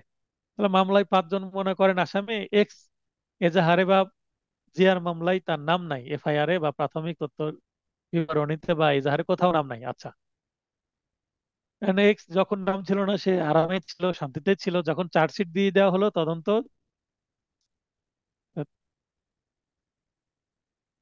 তদন্ত পর্যায়ে মানে তদন্ত করতে যে জানতে পারলো চার্জশিট দাখিলের আগেই মনে করেন, এখানে যেটা বলা হচ্ছে তদন্ত করতে জানতে পারলো যে হ্যাঁ এক্স জড়িত আছে, তখন এক্স কে গ্রেপ্তারের চেষ্টা করছে। এই ক্ষেত্রে এক্স জামিনের জন্য কোন আদালতে আবেদন করতে পারে? গ্রেপ্তারের চেষ্টা করছে, জামিনের দরখাস্তের সমর্থনে যুক্তি বা হেতু প্রদর্শন করুন। যুক্তি বা হেতু প্রদর্শন করুন। আবারও বলছি, একটা এফআইআর বা এজাহারে এক্স এর নাম নাই, মামলা তদন্ত চলছে, এখনো চার্জশিট দাখিল করা হয়নি। চার্জশিট দাখিল করলে এক্স এর নাম চার্জশিটে আসতে পারে বা আসবে, এটা মনে করছে পুলিশ। তো পুলিশ দেখছে যে চার্জশিট দাখিল করার আগে এক্স কে অ্যারেস্ট করে নি, নাহলে চার্জশিট দাখিল করে দিলে এক্স পলাতক হয়ে যাবে, দেশ ছেড়ে পালিয়ে যাবে বা আত্মগোপনে চলে যাবে, আন্ডারগ্রাউন্ড হয়ে যাবে। সেক্ষেত্রে কি করবে পুলিশ?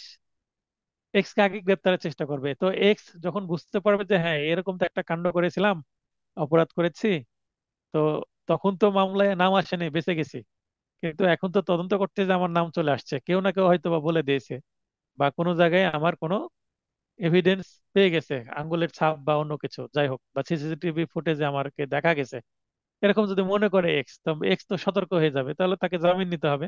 তো এই ক্ষেত্রে স্বভাবত বোঝা যাচ্ছে আগাম জামিন নিতে হবে।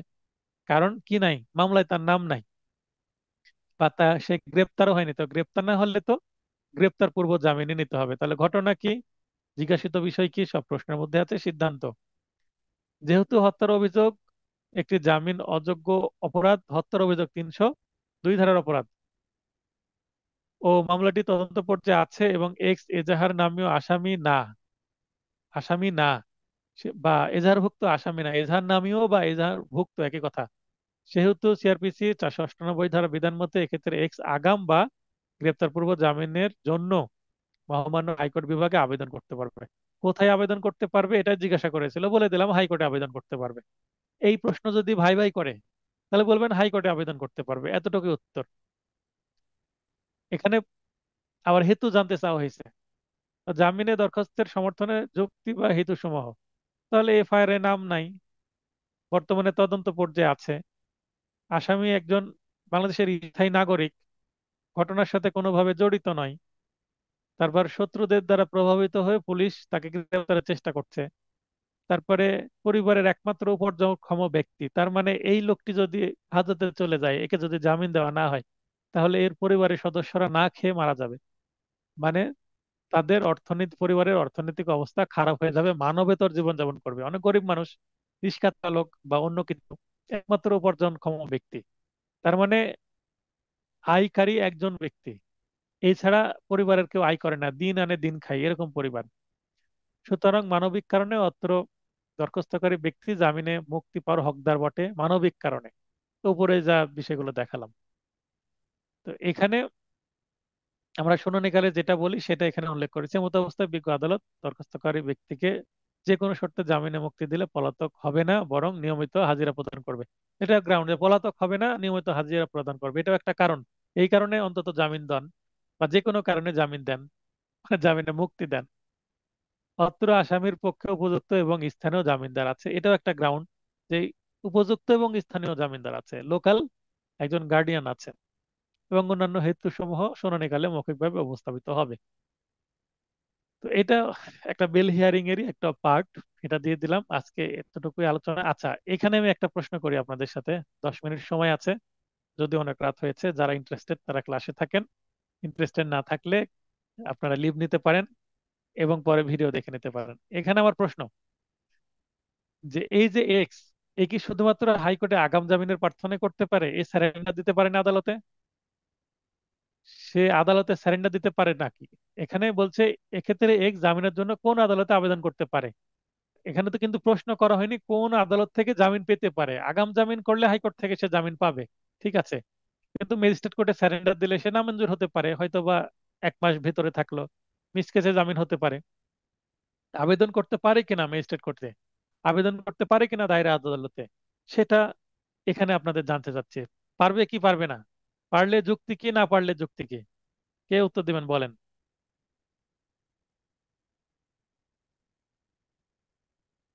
হ্যাঁ শিবলি ভাই বলেন। এখানে পারার সম্ভাবনা বেশি, কারণ যেহেতু এফআইআর এর নাম নেই আর মামলাটি যেহেতু তদন্ত পর্যায়ে আছে, এটা ম্যাজিস্ট্রেট কোর্টে উনি যেহেতু কগনিজেন্স তো অবশ্যই আহ, আপনার সরি আমলি আদালত তো ম্যাজিস্ট্রেট কোর্টই হবে নিশ্চয়ই, এখানেই তদন্ত ম্যাজিস্ট্রেট কোর্ট, চলছে। জি, হ্যাঁ। ম্যাজিস্ট্রেট কোর্টে উনি জামিনের জন্য আর কি আত্মসমর্পণ করে জামিনের আবেদন করতে পারেন। আচ্ছা, আহ, এই মামলাটা সম- যদি এই মামলাটা যদি জিআর মামলা হয়, তাহলে এটা নারী শিশু মামলা হলেও কিন্তু ম্যাজিস্ট্রেট কোর্টেই থাকবে, কগনিজেন্স কোর্টে। এটা দায়রা আদালতে যাবে না, কোনো ট্রাইব্যুনালে যাবে না, যতক্ষণ না চার্জশিট আসছে। চার্জশিট না আসলে তো মামলা ট্রান্সফার হবে না, বদলি হবে না, বিচারিক আদালতে যাবে না। তার মানে এখানে জি আপনি বলতে চাচ্ছেন কগনিজেন্স ম্যাজিস্ট্রেট কোর্টে সারেন্ডার দিতেই পারে, তাই তো? জি। আচ্ছা, এবার মিলন ভাই বলেন। খুব ইন্টারেস্টিং কোশ্চেন। যিনি উত্তর দিবেন একটু যুক্তি দেখাতে হবে। মিলন ভাই। স্যার, সোহাগ। দায়রা দায়রা আদালতে আগাম জামিনের জন্য প্রার্থনা করতে পারবে দায়রা আদালতে, কিন্তু ম্যাজিস্ট্রেট দায়রা আদালত, আদালতে তো পারবে। দায়রা আদালত তো আগাম জামিন দেয় না, হাইকোর্টে আগাম জামিন দেওয়া হয়, এটাই প্র্যাকটিস। দায়রা আদালত কখনো আগাম স্যার জামিন এটা দেয় না। প্র্যাকটিস স্যার, কিন্তু স্যার আইনে তো আছে যে মহামান্য হাইকোর্ট বিভাগ এবং দায়রা জজ আদালতে আগাম জামিনে প্রার্থনা করা যায় বা আ- আগাম আ- জামিন দিতে পারে। আগাম জামিন, সিআরপিসির কোথাও আগাম জামিন বলে কোনো কথা লিখাই নাই। জি গ্রেপ্তার স্যার, পূর্ব কিন্তু জামিন কোথাও লিখাই নাই।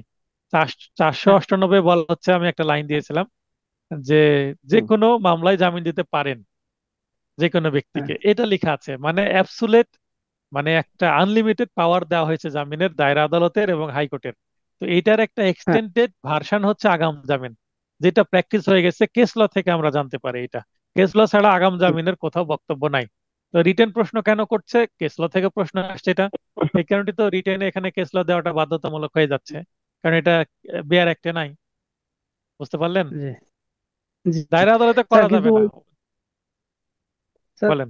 স্যার আগাম স্যার ওই আপনার নোটেও তো লেখা আছে, একটু আগে তো বললেন যে মহামান্য হাইকোর্ট বিভাগ এবং মহামান্য হাইকোর্ট বিভাগ এবং দায়রা আদালতে হলো আগাম জামিনে প্রার্থনা করা যায়। না, ওটা আমি আপনার নোটে, লিখিনি। স্যার একটু আগে ওটা দেখেন, লিখিনি বের গো। করেন। নাই। আপনার আপনি আপনার নোটে দেখেন, আপনার আম- নোটেই দেখেন। ওটা ওটা আমি পড়িনি, আপনি ওইটা মার্ক করে পাঠাবেন যেটা আপনার চোখে পড়ছে, তাহলে আপনি ভুল দেখলেন। স্যার আপনার নোটে একটু আগে আপনার একটু উপরে বের করেন, আছে তো আপনার হাতে। স্যার ওই এখন যে মিসকেস আমি, করা যায় যেটা স্যার হাইকোর্ট বিভাগ ও দায়রা আদালতে, সেটা বলতেছি মিসকেস করা যায়। হ্যাঁ হ্যাঁ, আমি বলছি না, আপনি বারবার বলছেন হ্যাঁ, তাহলে আপনি ওটা বের করে ছবি তুলে পাঠায়েন, ঠিক আছে? আচ্ছা আচ্ছা, আচ্ছা, ঠিক আছে। তো এখানে সোহাগ ভাই আচ্ছা বলেন। আচ্ছা। এখানে শিবলি ভাই বলছে যে ম্যাজিস্ট্রেট কগনিজেবল বা আমলি আদালতে করা যাবে, কারণ আমলি আদালতে তো পুলিশ কেসে মামলা আছে, মামলাটি পুলিশ কেস। তো করা যাবে কিনা স্যার সেটা বলেন। আমার এখানে স্যার একটা প্রশ্ন হচ্ছে যে এখানে বলছে যে একটি হত্যা মামলায় এক্স এজাহার নামী আসামি না হওয়া সত্ত্বেও তদন্ত পর্যায়ে পুলিশ গ্রেপ্তার করতে যাচ্ছে তাকে। স্যার, হুম যার নামই নাই তাকে হুম। স্যার জামিন কিভাবে দিবে, মানে এটা আমি বুঝিনি স্যার। এখানে আগাম জামিন তো চাইতে পারে, তাই না? যে মামলায় তার কি সংশ্লিষ্টতা আছে এরকম একটা সম্ভাবনা তৈরি হচ্ছে, এই কারণে সে চাইতে পারে হাইকোর্টে, তাই তো? এখন সে যদি মনে করে যে তাকে কেউ অ্যারেস্ট করতে চাচ্ছে, পুলিশ অ্যারেস্ট করতে চাচ্ছে, সেই ক্ষেত্রে একমাত্র হয়তো হাইকোর্টে চাইতে পারে। এখন নিম্ন আদালতে স্যার সে কিভাবে চাইবে যার নাম ওখানে এজাহারের মধ্যে নামই নাই? আমি সেটাই বলতে, আমি প্রশ্ন করেছি পারবে কিনা হাইকোর্ট ছাড়া। আমার মনে হচ্ছে স্যার পারবে না। শিবলি ভাই বললো কিন্তু পারবে। তো এখানে আসলে পারবে না। পারবে না কি কারণে? কারণ সে কোন মামলায় তাকে ধরতে যাওয়া হচ্ছে সেটা তো নির্দিষ্ট না।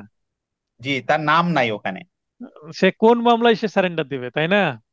যে জি মামলায় স্যার। তার নাম নাই সেখানে সে তো সারেন্ডার দিতে হলে মামলায় নাম থাকতে হবে। মামলায় নাম না থাকলে তো সারেন্ডার দেওয়ার কোনো সুযোগই নাই। এটা একটা জানা হলো শিবলি ভাই। যদি মামলায় নাম না থাকে, সারেন্ডার দেওয়ার সুযোগই নাই, তার মানে আপনি তো। জি জি, এটা লক্ষ্য করা হয়নি। কিন্তু আগাম জামিন নিতে পারবে। আগাম জামিনে মামলায় নাম না থাকলেও আগাম জামিন নেওয়া যায়। তার মানে গায়েবী মামলাতেও আগাম জামিন নেওয়া যায়। আমাকে যেন পুলিশ অ্যারেস্ট করতে না পারে এই গ্রাউন্ডে জাস্ট একটা মিসকেস করে জামিন নিতে পারবে। খালি নিজের নাম ঠিকানা থাকলেই হবে, এনআইডি কার্ডের ভিত্তিতেই নিতে পারবে। তো তো মামলায় নাম না থাকলে কখনো কি করা যায় না, সারেন্ডার করা যায় না। তবে হ্যাঁ, পুলিশ অ্যারেস্ট করতে পারবে, সন্দেহের ভিত্তিতে করে চার্জশিটে নাম ঢোকাই দিতে পারবে। এটা হচ্ছে বিষয়। ওই যে পুলিশ সন্দেহের ভিত্তিতে অ্যারেস্ট করতে পারে 54 ধারায় আছে না, 9টি ক্ষেত্রে। এই জি কারণে। তো ঠিক আছে, স্যার, আজকের একটা ক্লাস প্রশ্ন থেকে ছিল যদি। স্যার। অবশ্যই অবশ্যই। স্যার, এর আগের যে প্রশ্নটা, পুলিশ রিপোর্ট বা চার্জশিট দাখিলের পর আগাম জামিন মঞ্জুর করা যায় না, এই তো। কিন্তু এরও আগের যে প্রশ্নটা ছিল স্যার, গ্রেপ্তার পূর্ব জামিন যখন এবং যে যে কারণে মঞ্জুর করা হয়, সেখানে 6 নম্বরে বলা হয়েছে স্যার যে কোনো ব্যক্তির বিরুদ্ধে অপরাধ আমলে গ্রহণ করার পর, এমনকি চার্জশিট দেওয়ার পরও আগাম জামিন মঞ্জুর করা যায় বলে ভারতীয় রায়ে বলা হয়েছে। বাংলাদেশে প্র্যাকটিস নাই, ওই কারণে ভারতীয় রায় উল্লেখ করে দিয়েছেন। এখানে আচ্ছা কনফিউশন আছে। বাংলাদেশে প্র্যাকটিস নেই, ভারতীয় রায় আছে। তো বাংলাদেশে আচ্ছা। প্র্যাকটিসটা নাই। বাংলাদেশ করে না এটা। তার মানে স্যার, বাংলাদেশের জন্য কি এই 6 নম্বর, আপনার 6 নম্বর প্যারাটা প্রযোজ্য হবে না? আপনি অতিরিক্ত তথ্যের জন্য দিতেই পারেন। আমরা ধরবো সেই ক্ষেত্রে স্যার, ওই যে মানে পুলিশ রিপোর্ট বা বাস্তবে চার্জশিট দাখিলের পর আগাম জামিন মঞ্জুর করা যায় না, আমরা এটা ধরে নিব। এটা আমরা ধরে নেব, এই কারণে প্রবলেমেটিক প্রশ্নে আপনি যাই না বলতে হবে। বা বাংলাদেশে আপনি যখন চার্জশিট চলে আসছে, আগাম জামিন আপনার ফাইলিং করলে নিবেই না, বা নিলেও নামঞ্জুরি হবে। কারণ যখন চার্জশিট চলে আসে তখন বিচারিক আদালত দেখবে তার জামিন দিবে কি দিবে না। পুরোটাই বিচারিক আদালতের বিষয়। অথবা মিসকেস করে হাইকোর্টে যেতে পারে, ট্রাইব্যুনালের বিরুদ্ধে হাইকোর্টে যেতে পারে, বা দায়রা জজের বিরুদ্ধে হাইকোর্টে যেতে পারে। হ্যাঁ, কুদ্দুস ভাই কি বলবেন?